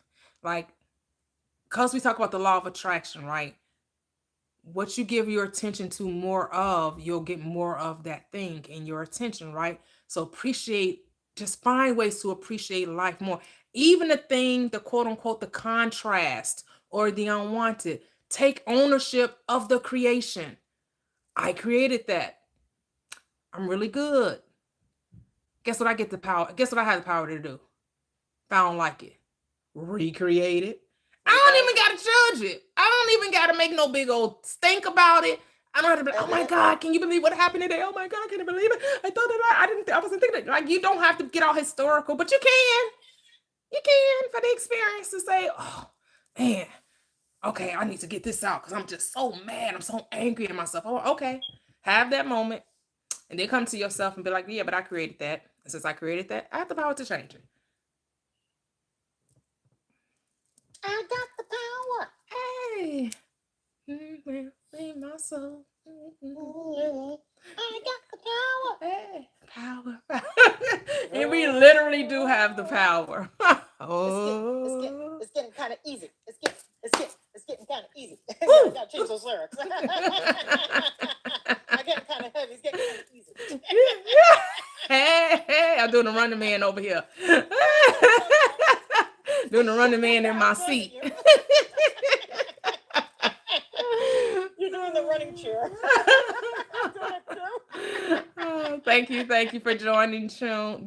Thank you everyone. Latoxic, Gigi, Kevin, the 0120, Cheryl. Thank you as always. Thank you to the moderators, to the chat, everyone that came through, because we busting loose out that money game, right? I think Kevin been busted loose from that money game. I think he been a long time busted loose out that money game. we all getting to the level of K harp. We all getting to the level of the K harp, where we could, wherever we go, we got a free place to stay and free food to eat. That's right. And we say thank you. Appreciate it. Thank you. This is so cool. Thank you. Yes, thank you. Go ahead, Kev. We gotta hang out with Kevin. Yes. You can catch the recap on YouTube. You will find it there. You can get free ebooks link tree in the bio. You can stop by on Wednesdays to join our manifesting community where we talk manifesting our reality. That's all we talk about, kind of like this Facebook group. But this is a Facebook group, represent Facebook group, book club meeting. Because it is a Facebook group. I do have a Facebook group as well, Prosperous Living with Toya on Facebook, Prosperous Living with Toya on YouTube, Royalty Forever on Instagram. I am Royalty Forever on Instagram, however. Royalty_forever on Instagram. So that is my name on Instagram. But the link is in the bio as well if you want to follow me on Instagram too. Yes, and then like I said, Wednesdays is sub only. Well, you get to ask your questions. We're going to speak specifically to manifesting your desired outcome. And it's really just about just coming to that awareness that it is your thoughts that, it's whatever you give your attention to. And the more you appreciate life, the more you'll have to appreciate. It's really that simple. Continue to give thanks in all areas. In all things, give thanks. For this is the will of God concerning you in Christ Jesus. See, there's another script that talks about men are to always pray and give thanks. Rejoice. And again, I say rejoice. In all things, give thanks. For this is the will of your consciousness concerning you in your higher mind. That's all it means. So it's just the Bible is replete with telling you, you got to give thanks. Be in a joyful place. Is it required that you be joyful? No, but why wouldn't you be is the question. Why wouldn't you want to be joyful? Like, why do you want to be walking around all stank face and all, rude and, all mad? But you can. You can. You can do it. I ain't saying it's wrong. I'm not saying you're not going to get your blessing just because you stank face and you rude and you angry, because you can still get your desire. Many have done it, because it's your reality. Because it only requires that you focus on the thing that you want. Your mood, really, the only mood you need to have is that it's already done. That's the only mood that's required. Your mood is just your focus. So, hey, again, do you. It's your world. Nobody else exists in your world. Just know that what you give comes back, pressed down, shaken together. That's, what you see, what you get. You get what you see, rather. You get what you see. Your frequency is what you frequently see. So if you like, oh, people are liars and they're manipulating, I'm going to get people before they get me. Well, then you're going to create the reality of always try to have to outdo someone. And you're always going to have this competitive nature. And you're always going to play this game of winning and losing. When it doesn't have to be that way. When you can, all I do is win, no matter what. Got money on my mind. I will always have enough. And every time I step up in the building, everybody hands go up. Hey, and they stay there. And they stay there. Up, down. Up, down, up, down, up, down. Because all I do is what? Win. Everybody hands in the air. Let them stay there. Hey. That's my tune, right? Hey. And you know how they talk about being in the end, being in the wish fulfilled? The easiest way to get there is to give thanks. Yep. The easiest way to get there. Notice when we were just saying, that you were just saying, oh my God, if somebody does that for me, I'm like, oh yes, thank you. and you haven't even experienced it yet, but you're already feeling the joy. Yep. Of the wish fulfilled. Yep. And it's so underrated. But the reason why, present party excluded, they don't teach it, because that's the easiest way to get into all these states that they tell you about: the wish fulfilled, the feeling, the having the desire, all of that. Giving thanks seals the deal. Yep. Like Latansi said, practice saying thank you in your mind. Here's the thing. Say thank you no matter what's going on. You wake up and thank you. Walking down the stairs, thank you. Cooking your breakfast, thank you. Eating your breakfast, thank you. Wash, whatever. Look for reasons just to say thank you, just because. Just because. Because the thank you can be inwardly, it can be outwardly. You could just say it in your mind, or you could vocalize it. Both are just as real. One isn't more powerful than the other because you said it inwardly, because you said it outwardly. They're equally as powerful because it's all you. Yep. It's all you. But I thank you for this live. I thank you guys for coming and sitting and chatting with me. I thank you so much for all of that I've remembered in this moment and this, and as I go on my day and the rest of my day, I'm just so thankful for this just this entire experience. Like right now, you have something to be thankful for, and you can come up with probably 20 things to be thankful for just from this one experience. And we're thankful for you, T. We're thankful for you doing this. We're thankful for this book club. I'm thankful for all the wonderful people I've met here. I'm thankful for the gems, the eye-opening, the fun, because I have such a blast. Yes. And I mean, when you get on that thankful train, let me tell you, it takes you a while to get off of it. When you really start thinking about everything you can be thankful for, and you'll be saying it before you know it, an hour has gone by. You're like, oh my God, I've been sitting here thinking about everything I'm thankful for an hour. Where'd the time go? Yep. And I don't know if you guys noticed, I have been leaning into that AI bag. Someone told me about Gemini, and I'm like, "Ooh, Gemini," because when the one that you saw, Gigi, was Chat GPT. So someone was like, "Well, try Gemini because they look more like you. The images look more like you." You're way prettier, my best. I'm like, Chat GPT tried it. I mean, some people liked it, right? Some people liked it or whatever. It was because it was about what the image portrayed, right? And so I'm like, use it as a Pictionary, use it as a vision board, use it as a storyboard. So whatever it is that you're desiring, see yourself with it. Use AI as a tool, just like you would use anything else. These things are tools. They're reflections of us. They're projections of us, reminding us, telling us, yes, if you can see the vision, it doesn't care if it's in your mind or it's in a picture, it's in AI, whatever it is. Put yourself in the story. That's all you're doing. You're putting yourself in the story. So I'm like, I'm like, y'all about to get sick of me because y'all about to see this AI, and I'm just, okay. I'm uploading a picture. Okay, change the color of the dress. Put me in my multi-million-dollar home. Yeah, put me on my private jet. Yes, put me on next. That just reminded me on my secluded island. That's gonna be the next one y'all see.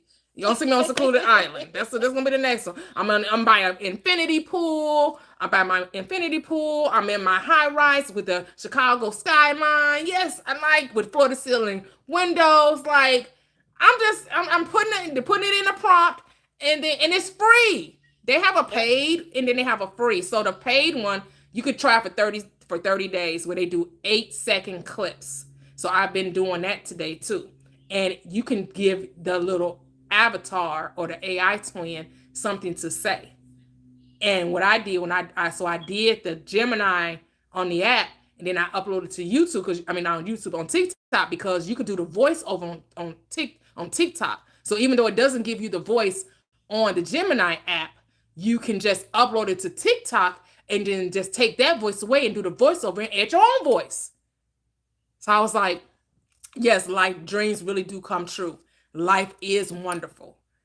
Only thing is they only allow you to use the video app for a certain amount of times before they tell you can't use it for the rest. So they told me I can't come back to it till 8:00 tonight. So I think I made like 3 or 4. I made like 3 or 4 videos. They was like, okay, you've used up all your video coins now. You gotta wait till 8:00 tonight. So I'm like, I don't know if I want to pay for that, because you're gonna limit me how many videos I can make. I don't know about that. I might just try for 30 days and I just stick to the images, just the pictures or whatever. Yeah, or you can do it old school. Find a picture of your favorite car, picture of your favorite airplane, or your house, or whatever, and put it on a vision board, a vision book on your phone, and look at it and say, that's my house. Like, check out my beautiful house. My pool looks like a guitar. Yes. I have a guitar pool. People that fly over my house are like, oh my God, her pool looks like a guitar. Yeah, I don't generally do vision boards, but here's the thing: we all take pictures, right? Like, I don't necessarily do a vision board, and I just look at, I'm calling a vision board or a storybook, but I just look at it. I'm just taking pictures of where I've been in my life. That's how I'm looking at it, right? Like, I'm just capturing the moment, And even though the moments haven't quote unquote happened, or have they? Have they happened or have they not happened? They've actually happened. Yep. I'm just Well, I giving you did a that with preview to the movie. I did that with actually when I was in my 20s. I put a picture of Danny Aiello, who passed away unfortunately. He had a show called Della Ventura, and I put a picture of him on my vision board. And my agent called me and said, "Hey, there's a TV show. They're looking for actors, either extras or people who, you know, to say something. Would you like to do it? It's for a couple of days this week. You want to do it?" I said, "Yeah, sure." And when I got there, guess who the show was for? It was for Danny Aiello. Nice. And I was like, okay. Nice. And it's until I learned about this, and I was like, oh my God, I remember having a picture of him on my vision board, and it showed up. And I wasn't saying anything to her like, oh, I'm going to work on a show with Danny Aiello or anything like that. I just saw a picture of Danny Aiello.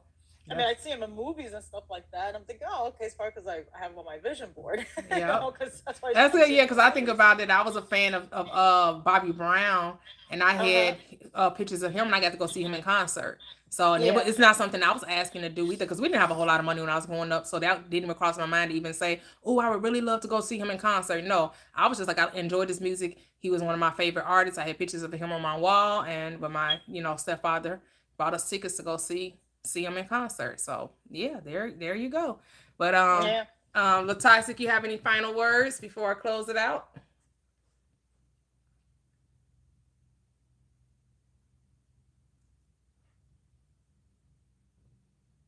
Okay, no problem, no problem. What about you, Kev, before I close it out?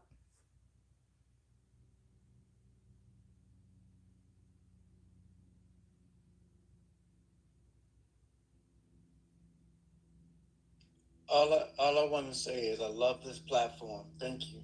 Oh, appreciate you. I love it as well. Thank you, thank you. What about you, the 0120? Yes, same. I just want to say thank you. Thank you for encouraging me to come up, even though I've been up before. But yeah, thank you for this platform, and thank you for all you do. Like, you spend so much hours with us, encouraging us and all of that. So I do want to show my appreciation. Let me encourage you while I encourage me. In the words of Fred Hammond. That's all I'm doing. We just encouraging one another. You're right. It's just we're really just encouraging ourselves, because you are me, I am you, and we are one. We are one. We are one. We are one. Thank you guys so much. So again, next Saturday, same time, same place, same station, 11 a.m. Central Standard Time, and we will be discussing 8, 9, and 10 until we meet again. And as my husband said, Thanksgiving is just not in November. It's for every day of the year. It's every moment, from moment to moment. From glory to glory to glory to glory to glory belongs to God. All right, guys. Yes, 30K. Is that 30K? Yeah. 50K. 50K. All right, 50K. Let's go. Good night, guys. See you next time. Bye-bye. Thank you. Good night. Good Bye. night. Bye. Thank you, YouTube. Bye-bye.